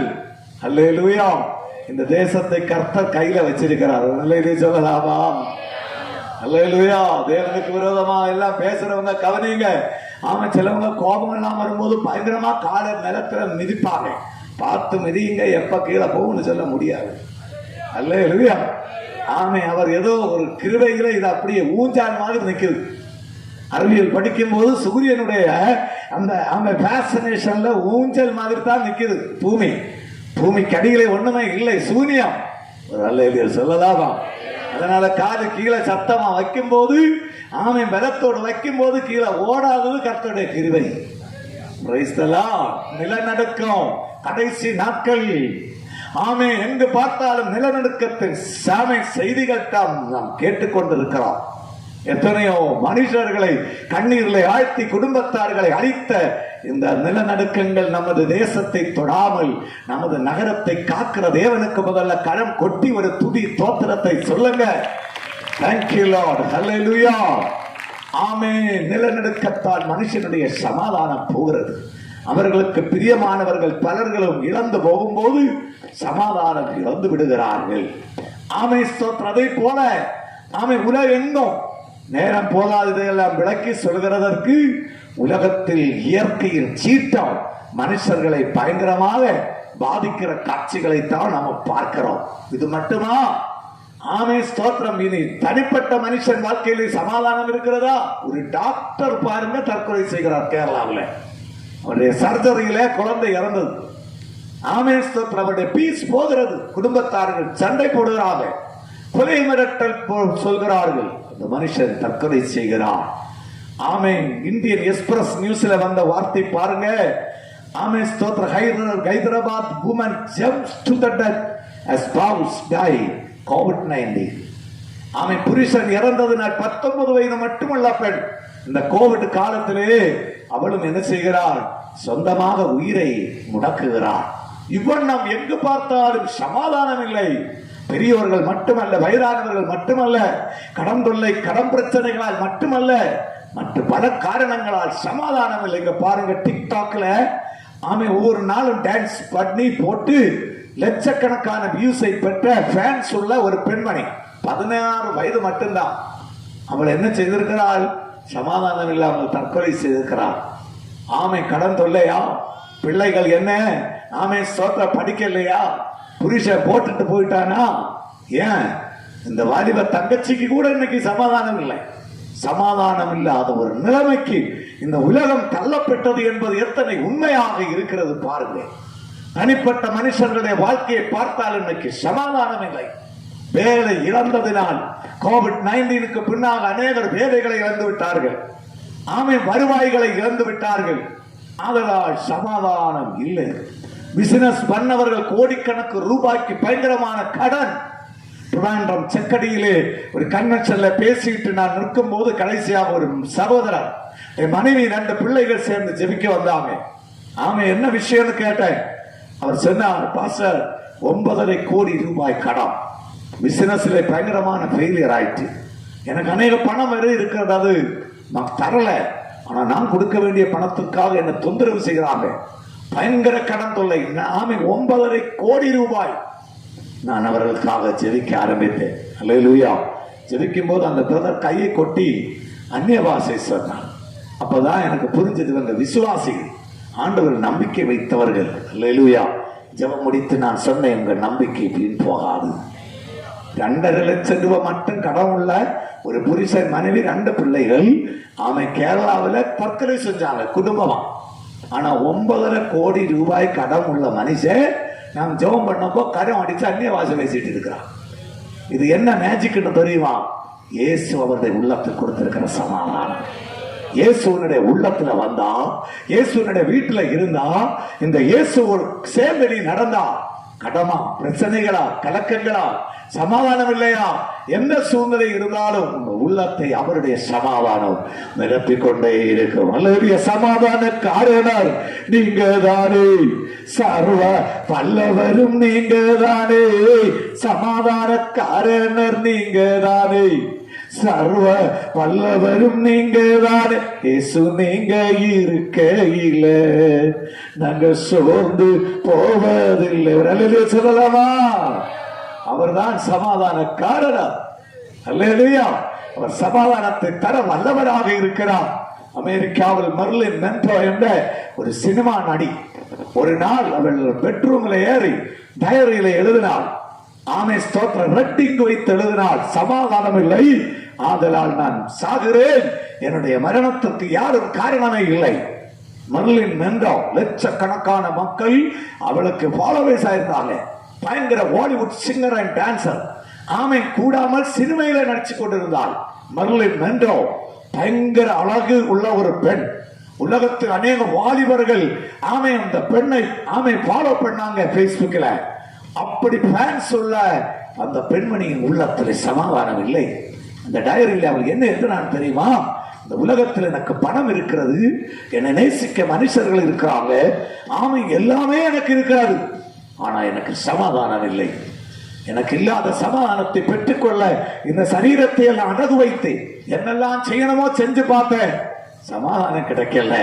கிடைக்காத சமாதானத்திற்காக என் வாழ்க்கையை பிரதிஷ்டை பண்ணுகிறேன்னு சொல்லி அந்த பெண் சைனாடு விழுங்கி ஸ்தோத்திரம் தற்கொலை செஞ்சிட்டான். அல்லேலூயா. நான் அதை குறித்து வாசிக்கும் போது இப்படி நினைச்சேன், அவள் இயேசுவை மட்டும் கண்டிருந்தாள், அவள் தற்கொலை செய்திருக்க மாட்டாள். என்னெல்லாமோ அவள் கண்டுபிடித்தாள், ஆனால் மெய்யான தெய்வம் இயேசுவை அவள் கண்டுகொள்ளவில்லை. இந்த கிரவு இந்த சத்தத்தை கிரவுண்டுக்குள்ளேயோ வெளியேயோ ஆன்லைன்லயோ கேட்டுக்கொண்டிருக்கிற சகோதரனே, சகோதரியே, சமாதானம் இல்லாமல் இருக்கிறாயா? எப்பேற்பட்ட காரியங்கள் உன் சமாதானத்தை திருடி இருந்தாலும் இந்த கிரவு சமாதான காரணர் உன்னிடம் பேசிக் கொண்டிருக்கிறார். உன்னுடைய பிசினஸை சரி செய்ய, உன்னுடைய பிரச்சனைகளை மாற்ற அவரால் கூடும். அல்லேலூயா. கொரோனாவால் வீடு கட்டி எழுப்பி லானில தான் வீடு கட்டினாங்க. இப்ப அந்த வீடு முடிச்சிட்டாங்க. ஆனா பிரச்சனை என்னன்னு தெரியுமா? லோன் அடைக்க முடியல, வேலை போச்சு, சமாதானம் இல்லை. வேலை இல்லாததினால், கம்பெனிகள் ஃபேக்டரிகள் அடைந்ததினால், கடத்தால் பிடிக்கப்பட்ட எத்தனையோ குடும்பங்கள் இன்னைக்கு இந்த சத்தம் கேட்கிற நீங்களும் கடன் தொல்லையால் பாதிக்கப்பட்டிருக்கிறீர்களோ? கடன் பிரச்சனைகள் உங்களை அலக்களித்துக் கொண்டிருக்கிறதோ?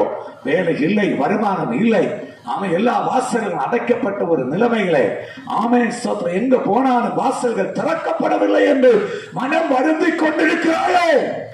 இந்த இரவு இந்த கன்வென்ஷன் உனக்காக தேவன் ஆயத்தப்படுத்திக் கொண்டிருக்கிறார். அவரை நோக்கி கூப்பிட, அவருக்காய் வாழ்க்கையை அர்ப்பணி. கர்த்தர் இயேசு உனக்காய் அற்புதத்தை செய்வார். அல்லேலூயா சொல்லலாம். அல்லேலூயா. ஆமென் ஸ்தோத்திரம். இன்னைக்கு குடும்பங்களை எடுத்து பாருங்க. குடும்பங்களில சமாதானம் இருக்கிறதா? குடும்பங்களிலும் சமாதானம் இல்லை. ஆமென். குடும்பங்களை எடுத்து பார்த்தா இதுதான் சூழ்நிலை. ஆமென் ஸ்தோத்திரம். பண்டு கீரி பாம்பு போன்ற விஷ ஜீவன்கள் எல்லாம் காட்டுல இருந்ததுதான் நாம கேள்விப்பட்டிருக்கிறோம். ஆனா இந்த கீரி பாம்பு எல்லாம் இப்ப எங்க இருக்கு? வீடுகளில் இருக்கிறது. காட்டுல போக வேண்டிய தேவையில்லை. இதெல்லாம் இப்ப வீட்டுக்குள்ள சீறி கொண்டு இருக்கிறது. ஆமென் ஸ்தோத்திரம். அப்பேற்பட்ட நிலைமைக்கு இன்னைக்கு புருஷன் மனைவி இடையிலே சமாதானம் இல்லை, சந்தோஷம் இல்லை. எபேசியர் 5:25 என்ன சொன்னது? வாசிக்க கேட்கலாம். புருஷர்களே உங்கள் மனைவிகளில் அன்பு கூறுங்கள், அப்படியே கிறிஸ்துவும் சபையில் அன்பு கூறுங்கள். அன்பு கூறத்தான் வேதம் சொல்கிறது புருஷர்களுக்கு. ஆனா புருஷர்கள் என்ன செய்யறாங்க? ஆமென் ஸ்தோத்திரம். அன்பு கூறுகிறது இப்படித்தான் அன்பு கூறுகிறது. பாத்தீங்களா? ஆமென் ஸ்தோத்திரம். பயங்கரமான அடி, உபத்திரவம், அநேக வீடுகளில் சண்டை. மனைவியின் தாமை முடியை பிடித்து இழுக்கிறது, முதுகலை இடிக்கிறது, காலை தூக்கி மிதிக்கிறது. ஆமென். பலவான் என்று காண்பிக்கவா? இந்த சத்த எல்கைக்குள்ள யாராவது சொந்த மனைவி அடிக்கிறவங்க இருந்தா அல்லேலூயா, இந்த இதற்கு நல்லா கேட்டுக்கொள்ளுங்க. நீங்க பாவம் செய்து கொண்டிருக்கிறீங்க, நீங்க தவறு செய்து கொண்டிருக்கிறீங்க. சொந்த மனைவி அடிக்க உபத்திரவமை செய்யக்கூடாது என்று வேதம் சொல்கிறது சாமி. ஏனென்றால் மனைவி புருஷனுக்கு சரீரமாயிருக்கிறார், சொந்த சரீரமாயிருக்கிறார். சொந்த சரீரத்தை எந்த மனுஷனாவது உபத்திரவம் செய்யறதை நீங்க பார்த்திருக்கிறீங்களா? பார்த்திருப்பீர்கள். அவர்களுக்கு வேற ஒரு வியாதி பேரும் இருக்கிறது, அவர்களுக்கு தனி ஹாஸ்பிட்டலும் இருக்கிறது. புரிஞ்சவங்களுக்காக ஆண்டவருக்கு சோத்திரத்தை சொல்ல. அல்லேலூயா. இல்லாம எந்த புத்தி உள்ள மனுஷனோ சொந்த சரீரத்தை ஒருபோதும் அழித்துக் கொள்கிறது இல்லை. கெதர தேசத்தில் உள்ள அந்த பேய் பிடிச்ச மனுஷன் சொந்த சரீரத்தை அழித்துக் கொண்டிருந்தானா? ஆதலால் மனைவி என்பது சொந்த சரீரம், அதை தாக்க கூடாது, அடிக்க கூடாது, உபத்திரவம் செய்யக்கூடாது. அது வேதத்தின்படி பாவம் என்று வேதம் சொல்கிறது. அல்லேலூயா. ஆனா இன்னைக்கு அநேக வீடுகள்ல இதுதான் நடக்கிறது.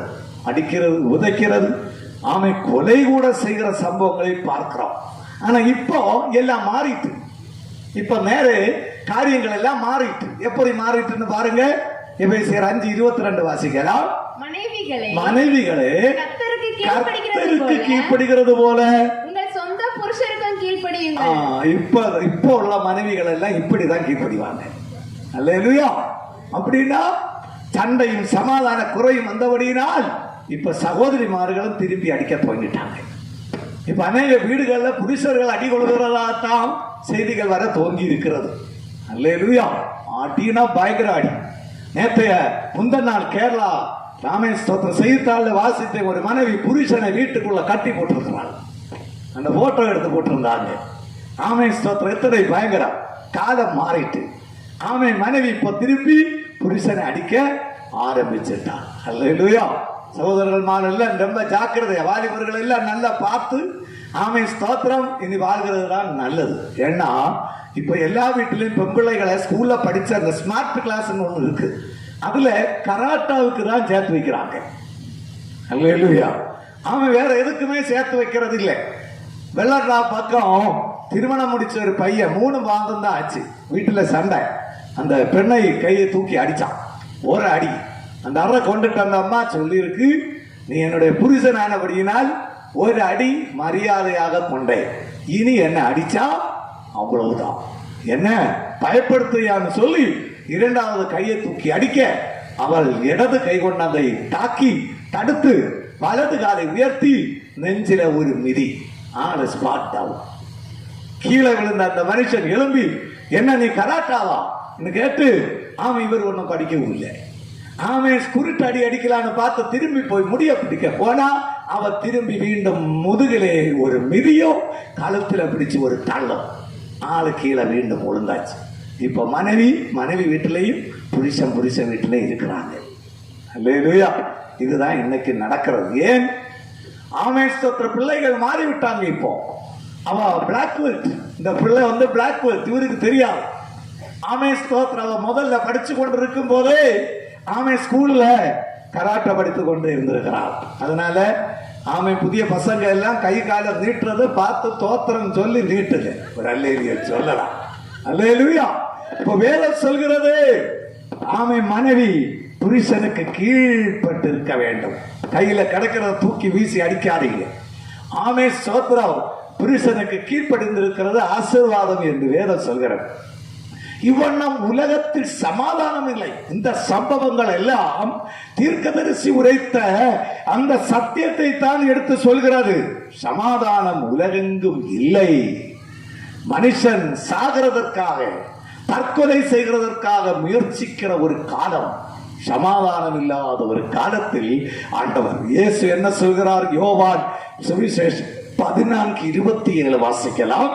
சமாதானத்தை உங்களுக்கு வைத்து போகிறேன், என்னுடைய சமாதானத்தையே உங்களுக்கு கொடுக்கிறேன். உலகம் கொடுக்கிற பிரகாரம் நான் உங்களுக்கு கொடுக்கிறதில்லை. உலகம் கொடுக்கிற சமாதானம் தற்காலிகமான சமாதானம். அல்லேலூயா. டிவியிலே சீரியல் ஆமை நிரந்தரமா பார்க்கிற ஒரு அம்மா வீட்டுல சண்டை வந்த போது பெட்ரூம்ல போய் கதவு க்ளோஸ் பண்ணிட்டு டிவி ஆன் பண்ணி இருக்கான். ஆமே சோத்திரம், செத்தா போதும், இதுதான் அவங்களுடைய ஆசை. இப்படி டிவி பண்ணி கொஞ்சம் சமாதானம் கிடைக்கும்னு பார்த்தா டிவிக்குள்ள ஒரு அம்மா கையில விஷக்குப்பி வச்சுட்டு இருக்கு. அப்பதான் இவளுக்கு புரிஞ்சது, எனக்குள்ள சமாதானம் கூட அவளுக்கு இல்லை. பாத்தீங்களா? எங்க பார்த்தாலும் சமாதானம் இல்லை, எங்க பார்த்தாலும் சந்தோஷம் இல்லை. இயேசு சொல்கிறார், என்னுடைய சமாதானத்தை உனக்கு தருகிறேன். ஒரு அல்லேலூயா சொல்லலாமா? ஒரு பணம் கொடுக்காம, ஒரு காசு கொடுக்காம இயேசு கிறிஸ்துவை உங்க உள்ளத்திலே ஆமை அழைத்து அவரை வரவேற்க. அல்லேலூயா. உங்க குடும்பத்திற்குள்ள வந்தா உங்க வீடு ஒரு சமாதானம் நிறைந்த ஒரு குட்டி பரலோகமாக மாறிவிடும். Price God. எத்தனைய குடும்பங்கள் இன்னைக்கு சமாதானத்தோடு வாழ காரணம் என்னன்னா, இந்த ஆண்டவர் இயேசு அவர்களுடைய வாழ்க்கையில் வந்ததுதான். பிரைஸ் எல்லாம். அதனால் அவர் சமாதான காரணர். சமாதானம் இல்லாத காலம். பேதுரு சமாதானம் இல்லாமல் தண்ணீரிலே முங்கி போய்கொண்டிருக்கிறார். அவரை கரம் கொடுத்து இயேசு வெளியே கொண்டு வருகிறார். கதகடைத்து சீசர்கள் உள்ளே பயப்பட்டு இருக்கும் போது இயேசு அதற்குள்ளே சென்று சொல்கிறார், பீஸ் பீ டு யூ, உங்களுக்கு சமாதானம். அல்லது எந்த மனுஷனையும் சமாதானத்தால் நிரப்புகிற ஒரு தெய்வத்தை இன்றைக்கு இரவு உங்களுக்கு சொல்லிக் கொண்டிருக்கிறேன். இந்த ஆண்டவருமாய் சேர்ந்து வாழ ஆரம்பிச்சா, அதற்காக உன்னை ஒப்பு கொடுத்தா, நீ எப்பேற்பட்ட சூழ்நிலையில இந்த இரவு இருந்தாலும் அதை ஆமே ஸ்தோத்திரம் ஜெயிக்க கர்த்தர் உனக்கு கிருபையை கொடுத்து அந்த சமாதானத்தை கொண்டு நிரப்புவா. ஒரு அல்லேலூயா சொல்லலாம். அல்லேலூயா. கடைசியாக ஒரே ஒரு காரியத்தை சொல்லி உங்களுக்காக நான் ஜெபிக்க போகிறேன். நாம் வாழ்ந்து கொண்டிருக்கிற இந்த காலம் கடைசி காலம் என்பதற்கு ஒரே ஒரு தீர்க்க தரிசனத்தை சொல்லிவிட்டு ஆமை அந்த பகுதியை விட்டு வெளியேற ஆசைப்படுகிறேன். ஆமை ஸ்தோத்திரம் வாசிக்க கேட்கலாம். 1 கொரிந்தியர் 15வது அதிகாரம் 50-51 வசனங்கள் வாசிக்கலாம். இதோ ஒரு ரகசியத்தை உங்களுக்கு அறிவிக்கிறேன். வாசிக்கலாம். நாம் எல்லாரும் நித்திரை அடைவதில்லை, ஆகிலும் கடைசி எக்காலம் தொனிக்கும் போது ஒரு நிமிஷத்திலே, ஒரு இமை பொழுதிலே நாம் எல்லாரும் மறுரூபம் ஆக்கப்படுவோம். இந்த கடைசி காலத்தில் இந்த உலகத்தில் நடக்க போகிற மிகப்பெரிய சம்பவம் கர்த்தராகிய இயேசு கிறிஸ்துவின் 2ஆம் வருகை. வேதாகமத்தின் 1845 இடங்களில் அதை குறித்து சொல்லப்பட்டிருக்கிறது. புதிய ஏற்பாட்டில் 260 அதிகாரங்கள் உள்ள 27 புத்தகங்களில் கிட்டத்தட்ட 500 தடவை இயேசுவின் வருகையை குறித்து காண்கிறோம். இயேசுவே இந்த பூமியில இருக்கும் போது 21 தடவை சொன்னார், நான் போகிறது போல திரும்பி உங்களிடம் வருவேன். கர்த்தராகிய இயேசு வரப்போகிறார். அப்படின்னு அவர் எப்ப வருவார்? மத்தேயு 24:36 வாசிக்கலாம். அந்த நாளையும் அந்த நாளிகைகளையும் என் பிதா ஒருவர் தவிர வேறொருவனும் அறியார். கடைசி கால செய்திகளில் முக்கியமாய் இன்றைக்கு உங்களோடு நான் சொல்ல ஆசைப்படுகிறது, கண்ணீர் இல்லாத, துக்கம் இல்லாத, மரணம் இல்லாத, சந்தோஷம் நிறைந்த ஒரு பரலோக ராஜ்யத்தில் மனுஷர்களை கொண்டு போக கர்த்தர் இயேசு கிறிஸ்து மத்திய வானத்தில் வரப்போகிறார். அல்லேலூயா. அந்த நாளும் நாளிகையும் யாருக்குமே தெரியப்படுத்தப்படவில்லை. அது மர்மமாகவே இருக்கிறது. ஆண்டவர் இயேசு ஒருவரே அவரின் வரவின் நேரத்தை அறிவார். வரவு நிச்சயம், நேரம் மட்டும் நிச்சயம் அல்ல. இதோ நினையாத நாளிகையில் இவ்வண்ணம் கர்த்தருடைய எக்காலம் துதிக்கும். மத்திய வானத்தில் ஒரு நொடிப்பொழுதில் எப்படி வருவார்கள் பாருங்கள். അപ്പോൾ വലിയ കാഹളത്തോടും ശക്തിയോടും മഹത്വത്തോടും കൂടി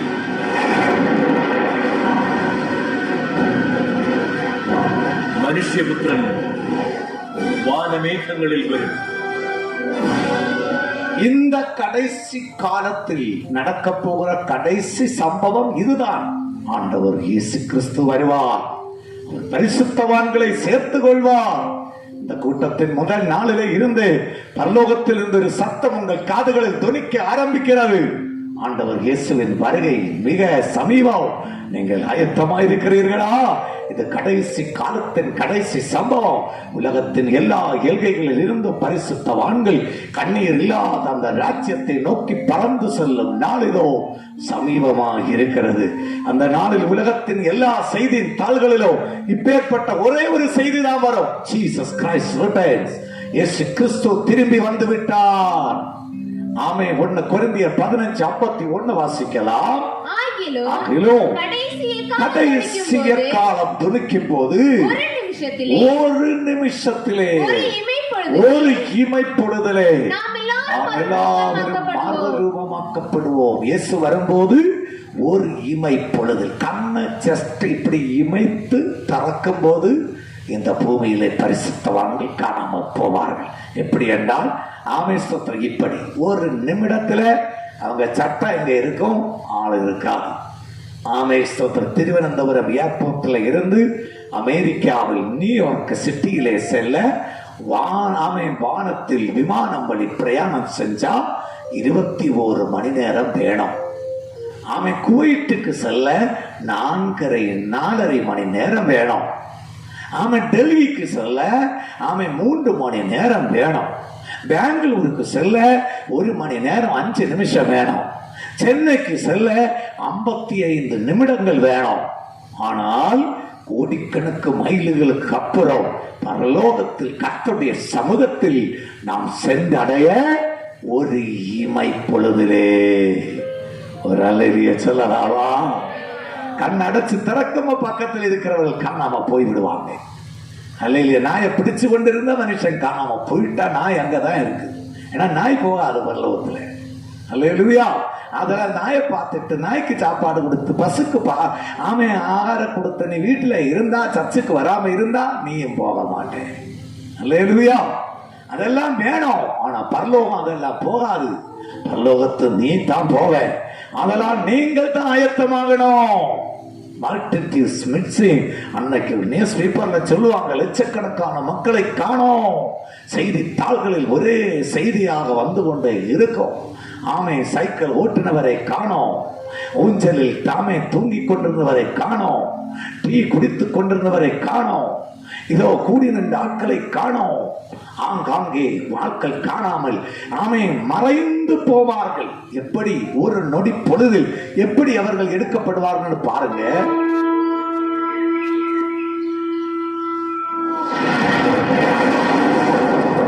இவ்வண்ணம் பரிசுத்தவான்கள் ஒரு நொடி பொழுதில் காணாமற் போவார்கள். ஒரு அல்லேலூயா சொல்லலாம். சந்தோஷம் இருக்கா? அல்லேலூயா. இந்த செய்தியை கேட்கும் போது உள்ளத்தில் ஒரு மகிழ்ச்சி தோணுதுன்னா நீ வருகைக்கு ஆயத்தப்பட்டு விட்டாய் என்பது பொருள். அல்லேலூயா. இல்லாதவர்களுக்கு ஒரு எச்சரிப்பின் சத்தம். என்னைக்கும் இதை போல மைக்கு பிடித்து எங்களை போல பேச பிரசங்கிமார்களை தேவன் அனுமதிக்க மாட்டார். அல்லேலூயா. ஒரு சர்ச்சுக்குள்ள இயேசு வந்த போது என்ன நடந்ததுன்னு பாருங்க. நீங்க ஒருவேளை இயேசு வருகிற நாள்ல கன்வென்ஷன்ல கூடிக்கொண்டிருக்கலாம், சர்ச்சுக்குள்ள இருக்கலாம். என்ன நடக்கும்? இதோ அந்த மனுஷன் பயங்கரமா அந்த தெய்வ மனுஷன் பிரசங்கம் பண்ணி கொண்டிருக்கிறார். திடீரென கர்த்தர் எக்கால சத்தம் கேட்கிறது. திடீரென ஒரு மகிமை அந்த இடத்துல நிரப்பி பரிசுத்தவான்கள் ரட்சிக்கப்பட்ட முழுக்க ஞானஸ்நானம் பெற்ற ஆமை தேவ பிள்ளைகள் மட்டும் காம் இங்கே வா என்று சொன்ன உடனே ஒரு நொடி பொழுதிலே அவர்கள் தேவ சமூகத்திற்கு நேராக பறந்து போகிற காட்சியை நீங்களை பார்க்கலாம்.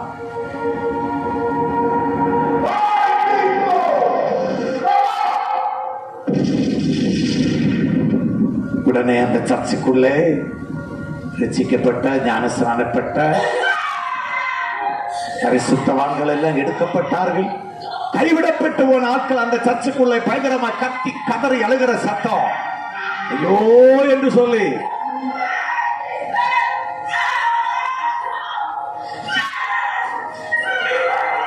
இதை போல அந்த நாள் நடக்கும்.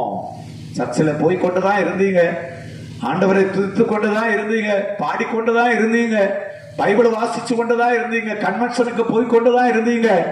ஆனா ரட்சிக்கப்படல, ஆமை மனம் திரும்பல, முழுக்க ஞான ஸ்நானப்படல, பாவத்தை ஏற்று சொல்லல, தவறான வழிகளை விட்டு விலகல்ல. இதோ எக்காலம் துணித்தது, கைவிடப்பட்டு போனார்கள். சங்கீதம் 50:5 என்ன சொல்கிறது பாருங்க. பலியினாலே என்னோட உடன்படிக்கை பண்ணுங்க, என்னுடைய பரிசுத்தவான்களை என்னிடத்தில் கூட்டுங்கள். ஒரே ஒரு சத்தம் கேட்ட உடனே உலகத்தின் 5 ஆமேஸ்வர மாகாணங்களிலும் உள்ள பரிசுத்தவான்கள் வானமண்டலத்தை பார்த்து பறக்கிற அந்த காட்சியை பாருங்க. அவர்கள் இயேசுவிடம் சென்றடைகிறார்கள். இந்த மகிமையான சம்பவம் தான் வருகையின் நாளில் நடக்கும். இன்றைக்கு அது சம்பவித்தால் உன்னுடைய நிலைமை என்னவாக இருக்கும்? லூக்கா சுவிசேஷம் 17வது அதிகாரம் 34வது வசனத்தை வாசிக்கலாம். எஸ், இந்த ராத்திரியிலே, அந்த ராத்திரியிலே 10 வசனமா? எஸ், அந்த ராத்திரியிலே, அதுவும் கூட ஒரு எச்சரிக்கை சத்தம் தான். ஒருவேளை இந்த ராத்திரியானா என்ன நடக்கும்? அந்த ராத்திரியில் ஒரே படுக்கையில் படுத்திருக்கிற 2 பேரில் ஒருவன் ஏற்றுக் கொள்ளப்படுவான். அப்படின்னா புருஷனும் மனைவியும் ஒரே படுக்கையில் படுத்திருக்கிறார்கள். ஆமே ஸ்தோத்திரம்.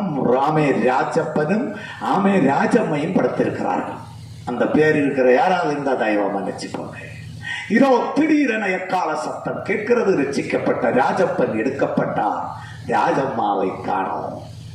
ஆமே ஸ்தோத்திரம். ராஜப்பன் எடுக்கப்பட்ட ராஜம்மா இப்போ தூக்க எழும்பி பார்த்தார், பக்கத்தில் கிடந்த புருஷனை காணோம். ஆங்காங்கே தேடுகிறாள், கிச்சன்ல பார்க்கிறாள், அஷ்ரூம்ல பார்க்கிறாள், பக்கத்து வீட்டுல கேட்கிறாள். காலையில ஆங்காங்கே தேடினான், ராஜப்பனை காணோம். ஆமே அப்படியே பக்கத்து வீட்டுல போய் பார்த்தால் அங்க ஒரு தங்கப்பெண்ணும் தங்கம்மை படுத்துக் கொண்டிருந்தார்கள். அங்க தங்கம்மை ரசிக்கப்பட்டிருந்தபடினா தங்கம்மை எடுக்கப்பட்டாள். அல்லேலூயா. தங்கப்பன் தங்கம்மை தேடிக்கொண்டிருக்கிறார். பேர் இருக்கிற யாராவது ஆன்லைன்ல இருந்தாலும் மன்னிச்சுக்கோங்க. அல்லேலூயா. ஆமே ஸ்தோத்திரம். ஒரு வீட்டுல ராஜப்பனை காணோம், இன்னொரு வீட்டுல தங்கம்மாவை காணோம். இவர்கள் தேடி தேடி கடைசியில ஆமே ஸ்தோத்திரம் இவங்க நினைச்சாங்க இவர்கள் 2 பேரும் சேர்ந்து ஊரை விட்டு ஓடி போயிருப்பாங்க. அப்படி இவங்க சேர்ந்து ஸ்டேஷன்ல ஒரு கேஸ் ஃபைல் பண்ண அங்க போனா இன்ஸ்பெக்டரை காணோம்.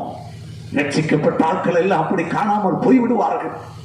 ஆமே ஸ்தோத்திரம். ஐஏஎஸ் ஆபீசர்ஸ் ஆமே அந்த நாட்கள்ல இந்த அழகியவாண்டிபுரம் இறக்கத்திலே டிரான்ஸ்போர்ட் தமிழ்நாடு பஸ் வந்து கொண்டிருக்கும் போது டிரைவர் எடுக்கப்பட்டால் பஸ்ஸில் இருக்கிறவர்கள் நிலைமை என்ன?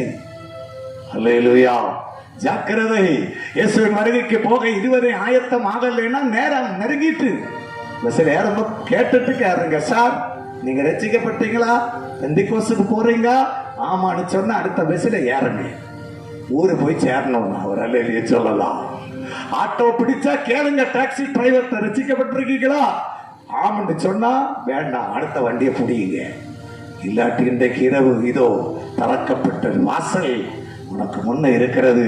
இந்த இயேசு உனக்கு உள்ள வந்தா, வாழ்க்கையிலே வந்தா, அவன் இந்த கிரவுண்ட்ல இருந்து கையடிச்சு சத்தம் போட்டு ஆமே ஸ்தோத்திரம் போறதுல இல்ல, இந்த இயேசு உனக்குள்ள வந்தால் அப்பதான் உனக்கு பரலோகம் செல்ல முடியும். வாசிக்கலாம். மற்றவன் கைவிடப்பட்டான். வாசிங்க. திரிகை திரிக்கிற 2 ஸ்திரீகளில் ஆமை அக்காலும் தங்கச்சி அஞ்சுவும் மஞ்சுவும். வாசிங்க. ஒருத்தி ஏற்றுக்கொள்ளப்படுவார். இதோ இயேசு வந்தபோது அஞ்சு ரட்சிக்கப்பட்டால் மஞ்சு ரட்சிக்கப்படல. ஆமே ஸ்தோத்திரம். 2 பேரும் சேர்ந்து தான் திரிகள்ல அடிச்சிட்டு இருந்தாங்க. அப்போ ரட்சிக்கப்பட்டால் எடுக்கப்பட்டாச்சு, மத்தைகளை கைவிடப்பட்டது. அதுதான் இங்க எழுதப்பட்டிருக்கு. கீழே வாசிங்க. வயல்களில் இருக்கிற வயலில மச்சானும் இருக்கிறான். வாசிங்க. 2 பேரில் ஒருவன் ரட்சிக்கப்பட்டவன் அவன் என்ன செய்து விட்டான்? ஏற்றுக்கொள்ளப்படுவான், மற்றவன் கைவிடப்படுவான். அப்படின்னா ரட்சிக்கப்படாதவர்கள் எல்லாம் கைவிடப்படுவார்கள். சின்ன குழந்தைய கையில வச்சுட்டே இருப்பாங்க அம்மா, திடீரென பார்த்தா குழந்தைய காணும். ஏன்னா பாவம் இல்லாத குழந்தை எடுக்கப்படும். ஆமை பாஸ்டர் பிரசங்கம் பண்ணி கொண்டிருப்பார், திடீரென பாஸ்டரை காணும். அவர்கள் எடுத்துக் கொள்ளப்படுவார்கள். இந்த இரவு ஆமை நீ எடுத்துக் கொள்ளப்படுவாயா? அந்த கடைசி நாட்களில் என்ன കിടക്കമേലായിരിക്കും ഒരുത്തനെ കൈക്കൊള്ളും മറ്റവനെ பாத்தீங்களா? மனைவி காலையில எழுப்பி பார்த்தா பக்கத்துல கிடந்த புருஷனையும் காணோம், பிள்ளையும் காணோம். ஆமே அவங்க தேடுகிறாங்க, இவர் எங்க போய் விட்டாரோ. എവിടെ പോയി? சாக்கோச்சனையும் காணோம், இப்ப சவாராச்சனையும் காணோம்.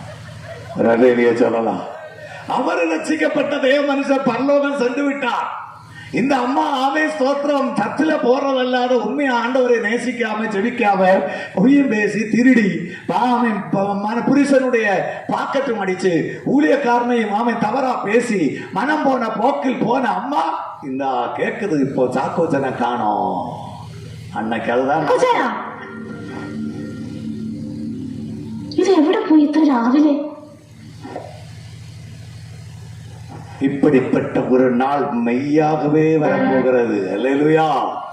நீங்கள் ரெடியான மட்டும் இன்னைக்கு ஆமை சோத்திர கவனிங்க. எதிர்பாராத நிமிஷத்தில் அந்த சத்தம் கேட்கும்.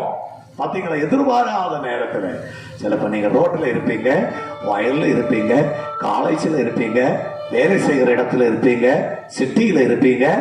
ஆமை எங்கே நீங்க இருந்தால் எதிர்பாராத நிமிடத்தில் எக்கால சத்தம் மத்திய வானத்தில் துணைக்கும். அந்த நாள் இந்த நாள் ஆனால் நீ ஆயத்தமாய் விட்டாயா? ரட்சிக்கப்பட்ட விசுவாசிகளோடு நான் கேட்கிறேன், பைபிளை தூக்கி கொண்டு சர்ச்சில் போன ஆமே நீர் ஆயத்தமாய் இருக்கிறாயா? பரிசுத்தமாய் இருக்கிறாயா? இல்லாவிட்டால் இந்த நாள் எச்சரிப்பின் சத்தம் வருகிறது. பரிசுத்தவான்கள் கர்த்தர் அண்டையில் சேர்த்துக் கொள்வார்கள். 1 தெசலோனிக்கர் 4:16-17 வாசிக்கலாம். ஏனெனில் பிரபாரத்தோடும் பிரதான தூதனுடைய சத்தத்தோடும் தேவ எக்காலத்தோடும் வானத்திலிருந்து இறங்கி வருவார்.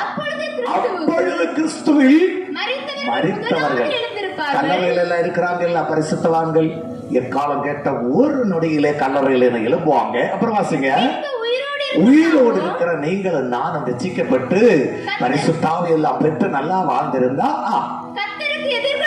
கர்த்தருக்கு எதிர்கொண்டு போக மேகங்கள் மேல் அவரோடு கூட எடுத்துக் கொள்ளப்படும். அப்படின்னா கல்லறை எல்லாம் பாருங்க இப்படி திறக்கும். கல்லறைக்கு உள்ள இருந்த நபர்கள் எல்லாம் கல்லறை விட்டு வெளியேறுவார்கள். அவர்கள் சரீரத்தை கடித்து கொண்டு ஆண்டவர் இயேசுவை சந்திக்க செல்வார்கள்.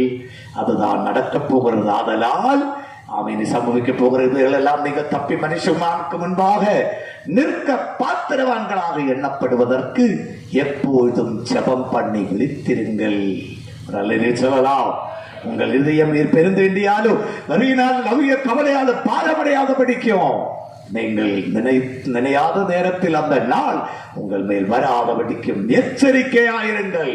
அந்த நாள் எப்படி இருக்கும்னு பாருங்க. இதோ 2 மனுஷர்கள் ஆமென் ஸ்தோத்திரம் சேர்ந்து பிரயாணம் பண்றாங்க. திடீரென கர்த்தருடைய வருகை. அப்படின்னா என்ன நடக்கும்னு நீங்களே கவனிங்க. எஸ், ஒற்ற ദിവസം ഒന്ന് അടിച്ചു പൊളിക്കും.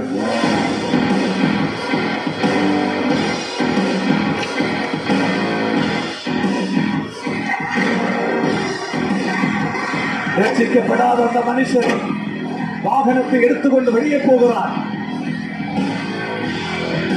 அவர் போற வழியிலே ரட்சிக்கப்பட்ட இன்னொரு தம்பியை வழியை ரட்சிக்கப்பட்டவனாய் காண்கிறார். ചർച്ചിൽ പോകാൻ ഒത്തിരി സമയമായിപ്പോയി. ഇനി എപ്പോഴെത്തുമെന്ന് അറിയില്ല. ഹായ് ചേട്ടാ. ഹായ്. എങ്ങോട്ടേക്കാ? ഞാനേ ആനപ്പാറയിലേക്കാ. ഇയാളെങ്ങോട്ടാ? ചർച്ചിലേക്കാ. സമയം ഇച്ചിരി ലേറ്റ് ആയിപ്പോയി. ഒന്ന് ലിഫ്റ്റ് തരാമോ? കേറിക്കോളൂ. ஓகே சேட்டா. 2 பேரும் சேர்ந்து பிரயாணமாய் போகிறார்கள். திடீரென கர்த்தருடைய வருகை நடக்கிறது. என்ன நடக்கிறது என்று நீங்களே பாருங்கள். அந்த நாள் இதை போல நடக்கும் என்பதற்கு மெய்யாகவே கர்த்தர் நமக்கு அநேக சத்தியங்களை சொல்லிக் கொடுக்கிறார். ஹாய் பிரசலோ ഹായ് നീ ചർച്ചിൽ പോകാൻ ഒത്തിരി സമയം ആ സമയടാ പോ. ഹേയ് ചേട്ടാ, ചർച്ചിലേക്കൊന്നും കാണുന്നില്ലല്ലോ. എനിക്ക് വെറുതെ മെനക്കെടാത്ത സമയമില്ല, ഞാൻ ഒത്തിരി ബിസിയില്ല. എന്റെ ഒരു ശാപ.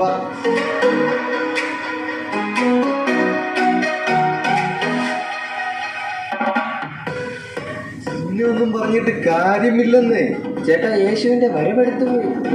യേശു എവിടെ, എപ്പോ വരുമെന്നാ?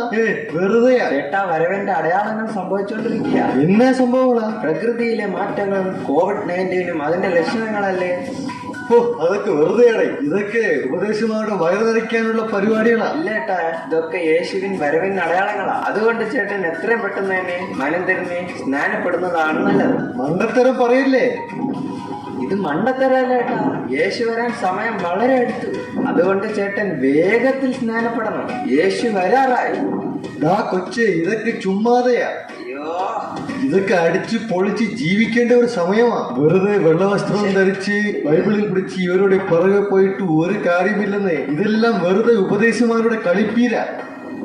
അവരെ ഒന്ന് വിശ്വസിക്കരുത്. ഇല്ലേട്ടാ, യേശു വരാൻ കാലമായി. യേശു വരത്തില്ലെന്നേ. യേശു ഇന്ന് വന്നാൽ ഞാൻ വരത്തില്ല. യേശു വരത്തില്ല. ചേട്ടന്റെ ഗതി എന്താവും? യേശു വരത്തില്ലെന്ന്. எக்காலம் கேட்டது. ഇവൻ എന്നാ പറ്റി? ரட்சிக்கப்பட்ட தம்பி எடுக்கப்பட்டார். இந்த மனுஷர் கைவிடப்படுகிறார்.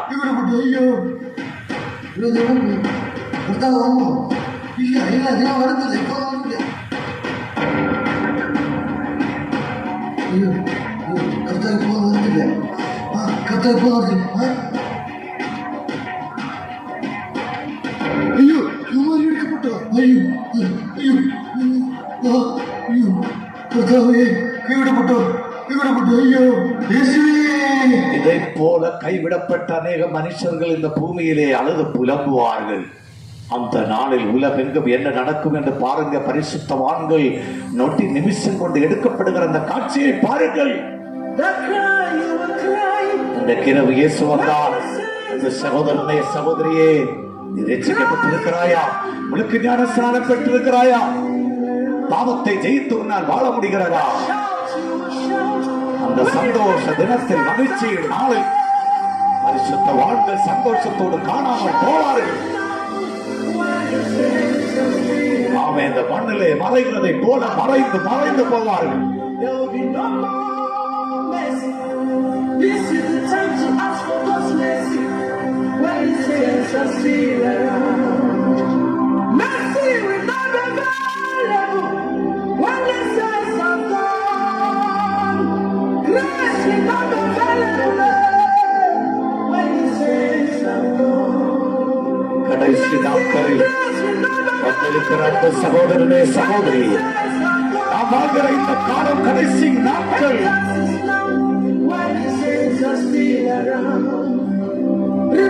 கடைசி நாட்கள் நாம் வாழ்ந்து கொண்டிருக்கிறோம் என்ற ஒவ்வொரு தீர்க்க தரிசனம் நிறைவேறிக் கொண்டிருக்கிறது என்றால் இது ஆண்டவர் இயேசு கிறிஸ்துவின் எக்கால சத்தம் கேட்கும் நாள் மிக சமீபமாயிருக்கிறது. இந்த இரவு அவர் வந்தால் நானும் அவரோடு சேர்ந்து சேர்க்கப்பட வேண்டும் என்று எத்தனை பேர்கள் ஆசைப்படுகிறீர்கள்?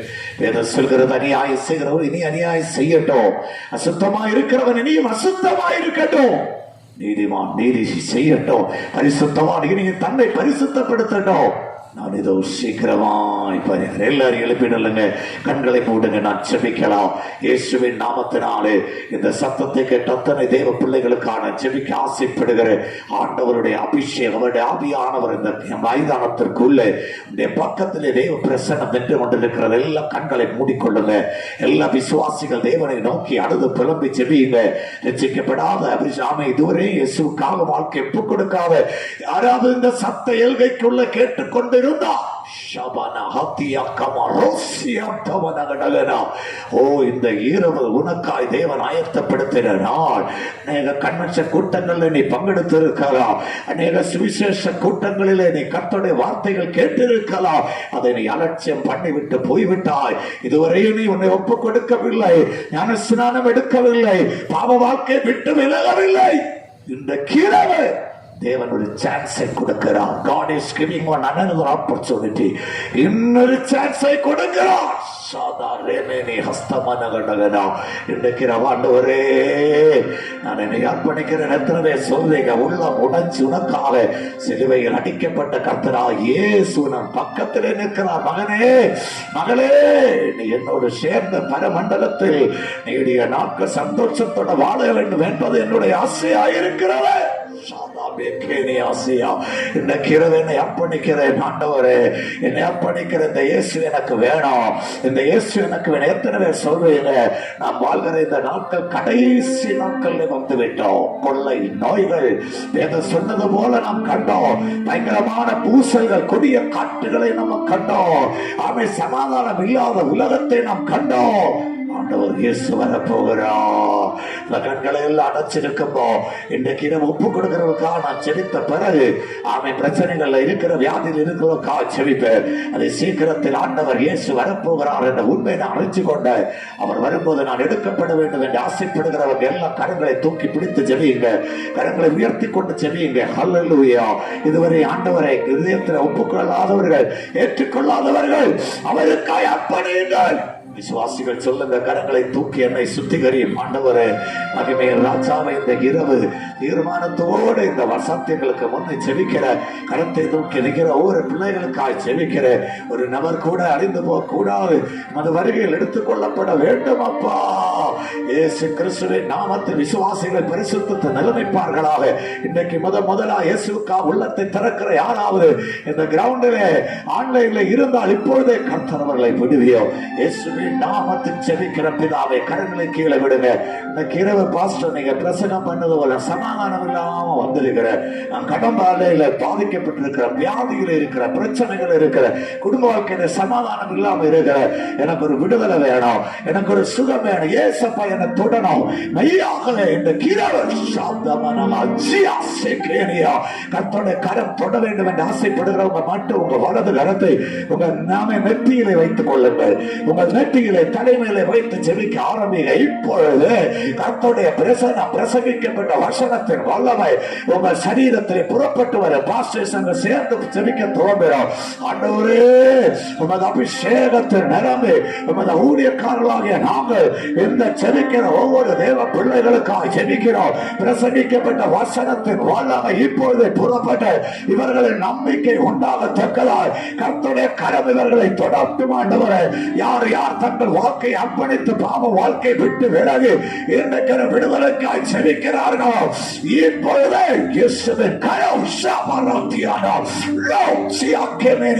அவருடைய வல்லமை ஆண்டவர் இப்பொழுது பிள்ளைகளை தொடுவதாக. கடன் தொல்லைகள், கவலைகள், கண்ணீர்கள், வியாதிகள், பிரச்சனைகள், சமாதானம் இல்லாமைகள், என்னெல்லாம் வியாதியால் இருக்கிறார்களோ இப்பொழுது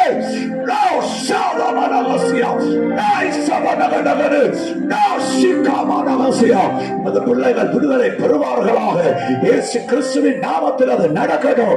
இயேசுவின் நாமத்தில் ஜெபிக்கிற பிதாவே, ஆண்டவர் இயேசுவை தொட்டார், அவருடைய வருகைக்கான அர்ப்பணிக்கிறேன் சொல்லுவாங்க. எல்லாம் ரெண்டு கரத்தை சேர்த்து அடித்து வருகின்ற ஆவியில் அவரை துதிக்க ஆரம்பிங்க.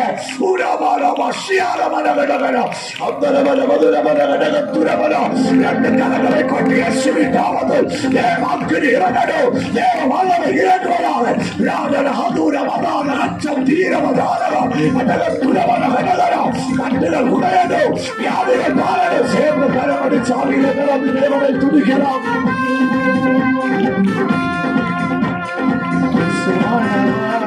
நம்மை சேர்க்குவார், சத்தியவானில் வெளிப்படுவார். காலம் வசனமாய் பிரியரே, ஒரு நாள் சுத்தியுடே. காலம் வசனமாய் பிரியரே, ஒரு நாள் சுத்தியுடே. சேர்ந்தா வேளத்தில் இன்ப விடலில் பாடும் நாமன்னாடி பிரியரே. சேரும் நாம் வேகத்தில் இந்த வீடத்தில் நாடும் நாம் அல்லாடி சாமவும் பூகம்பவும் அடிக்கடி உயர்ந்தெடுத்தோ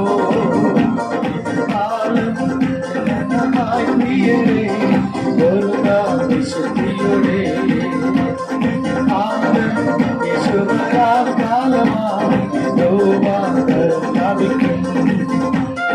சேரும் வேகத்தில் இந்த வீடவில் காணும் நாம் அந்நாளில் வியப்போடும் சேரும் வேகத்தில் இந்த வீடவில் காணும் நாம் அந்நாளில் வியப்போடும் சேரும் வேகத்தில் இந்த வீடவில் காணும் நாம் அந்நாளில் வியப்போடும் சேரும் வேகத்தில் இந்த வீடவில் காணும் நாம் அந்நாளில் வியப்போடும் சேரும் வேகத்தில் இந்த வீடவில் காணும் நாம் அந்நாளில் வியப்போடும் சேரும் வேகத்தில் இந்த வீடவில் காணும் நாம் அந்நாளில் வியப்போடும்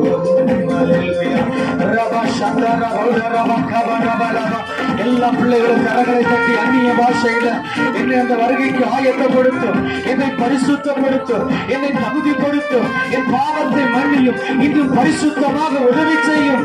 ஹல்லேலூயா, துதி, விடுதலை.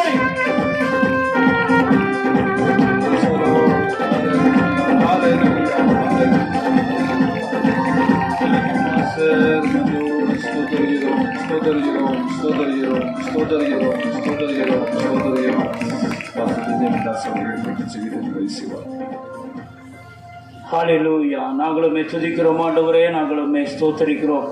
எங்கள் அன்பின் பரலோக பிதாவே, இந்த நல்ல ஆசீர்வதிக்கப்பட்டதான இந்த நல்ல வேலைக்கு நன்றி செலுத்துகிறோம் ஆண்டவரே. இந்த ஊழியத்தின் 51வது வருடாந்திர கன்வென்ஷனுக்காக நாங்கள் செபிக்கிறோம். இந்த முதல் நாள் கூட்டத்தில் கர்த்தருடைய ஆவியானவர் எங்கள் மத்தியில் அசைவாடி இந்த நாட்களுக்கு தேவையான வார்த்தைகளை நீர் எங்களுக்கு தந்தபடியாலும் மற்ற நன்றி செலுத்துகிறோம் ஆண்டவரே. மிக ஸ்தோத்திரம். துன்மார்க்கர் கர்த்தருடைய வார்த்தை அசட்டை பண்ணுகிறார் என்று சொல்லி சங்கீதம் 10:13 வாசிக்கிறோம் ஆண்டவரே. கர்த்தருடைய வார்த்தையை நாங்கள் யாரும் அசட்டை பண்ணாதபடிக்கு அதை கேட்டு நித்திய ஜீவனுக்கு ஏதுவான காரியங்களை நாங்கள் செய்வதற்கு எங்களுக்கு உதவி செய்யும். காலம் கொடிதாக இருக்கிறது ஆண்டவரே. காலத்தை பிரயோஜனப்படுத்திக் கொள்வதற்கு எங்கள் எல்லோருக்கும் கர்த்தருடைய ஆவியானவர் ஆண்டவரை கிருபை பாராட்ட வேண்டும் என்று செபிக்கிறோம். இந்த சத்தத்தை இன்றைக்கு ஒலிபெருக்கி மூலமாக கேட்டுக்கொண்ட அத்தனை மக்களுக்காக செபிக்கிறோம் ஆண்டவரே. ஒவ்வொருவரையும் கர்த்தர் ரட்சிப்பீராக ஆண்டவரே. மந்தையில் ஆண்டவரே ஆத்துமாக்களை தந்து பரலோக ராஜ்யத்துக்கு நேர வழி நடத்துவதற்கு இந்த ஊழியத்தை ஆண்டவரை நீர் ஆசீர்வதிக்க வேண்டும் என்று சொல்லி செபிக்கிறோம். இந்த ஊழியத்தை செய்கிற தேவதாசன் குடும்பத்தை கர்த்தாவே இந்த ஊழியத்தோடு இணைந்து நின்று கைகோர்த்து ஆண்டவரை பல விதங்களில் உதவி செய்கிற ஒவ்வொரு விசுவாச குடும்பங்களுக்காக செபிக்கிறோம். ஒவ்வொருவரை கர்த்தர் நீர் ஆண்டவரை ஆசீர்வதிப்பீராக. ஆண்டவரை இசையமைத்து பாடல்களை பாடி ஆண்டவரே ஆராதித்த ஒவ்வொருவரை கர்த்தர் நீர் ஆசீர்வதிப்பீராக. இன்றைக்கு வார்த்தையை கொடுத்த தேவதாசனோட குடும்பத்தோடு ஊழியத்தோடு கிருபைங்கிற கூட இருக்கட்டும் ஆண்டவரே. நாளையும் மற்றும் இருக்கிறதான ஒவ்வொரு நாட்களில் நடக்கிற கூட்டங்களை நீர் ஆசீர்வதிப்பீராக. அந்த கூட்டத்திற்கான தேவைகளை நீர் சந்திக்க வேண்டும் என்று சொல்லி ஜெபிக்கிறோம் ஆண்டவரே. ஒவ்வொரு நாளும் ஆண்டவரே வார்த்தைகள் விளம்பப்படட்டும் அப்பா. ஸ்தோத்திரம் ஆண்டவரே. நாங்கள் கேட்டு அதன்படி செய்கிறவர்களாய் காணப்பட கர்த்தர் உதவி செய்யும். இயற்கை எங்களுக்கு அனுகூலமாக்கி தந்ததுக்காக எமக்கு நன்றி செலுத்துகிறோம் ஆண்டவரே. தொடர்ந்து கிருபைக்குள்ள மூடி மறை இந்த வருகைக்கான எங்கள் எல்லாரையும் நீர் ஆயத்தப்படுத்தும், பரிசுத்தப்படுத்தும், ஸ்தீர்படுத்தும், ஸ்திரப்படுத்த வேண்டும் என்று சொல்லி நாங்கள் செபிக்கிறோம். எங்கள் எல்லாரையும் தாழ்த்தி அர்ப்பணிக்கிறோம். இப்பொழுது கர்த்தாவே நாங்கள் பிரிந்து செல்கிறோம். பிரியாத நேசர் எங்களோடு கூட இருந்து எங்கள் ஆண்டவரே சகல சத்தியத்துக்குள்ள நடத்தும். தாழ்த்தி அர்ப்பணித்து ஜெபிக்கிறோம். இயேசு கிறிஸ்து மூலமே நாங்கள் ஜெபிக்கிறோம் எங்கள் பரலோக பிதாவே. ஆமேன், ஆமேன். சேர்ந்து சொல்லுவோம். என் ஆத்மாவே கர்த்தரை ஸ்தோத்திரி, என் முழுமே பரிசுத்த நாமத்தை ஸ்தோத்திரி. என் ஆத்மாவே கர்த்தரை ஸ்தோத்திரி, அவர் செய்த சகல உபகாரங்களையும் மறவாதே. ஆமென். ஆசீர்வாதம் இயேசு கிறிஸ்துவின் கிருபையும் பிதாவினுடைய அன்பும் சமாதானம் பரிசுத்த ஆவியாருடைய ஐக்கியம் வழி நடத்தலாம் மீண்டும் மீண்டும் சதா காலம் நிலைத்திருப்பதாக. ஆமென், ஆமென். ஜெய கிறிஸ்து முன் சருகிறா, ஜெயமாக நடத்திடுவா. ஜெய கீதங்கள் நாம் பாடி ஜெய கொடியும் ஏற்றிடுவோம். ஜெயம் அல்லேலூயா அவர் நாமத்துக்கே, ஜெயம் அல்லேலூயா அவர் நாமத்துக்கே. அல்லேலூயா, அல்லேலூயா அல்லேலூயா. உங்களை ஆசீர்வதிப்பாராக. நாளை தினம் காலையிலே 10 மணிக்கு ஆராதனை உண்டு. நீங்கள் யாரும் கலந்துருண்டியாக அன்பாக கேட்டுக்கொள்கிறேன்.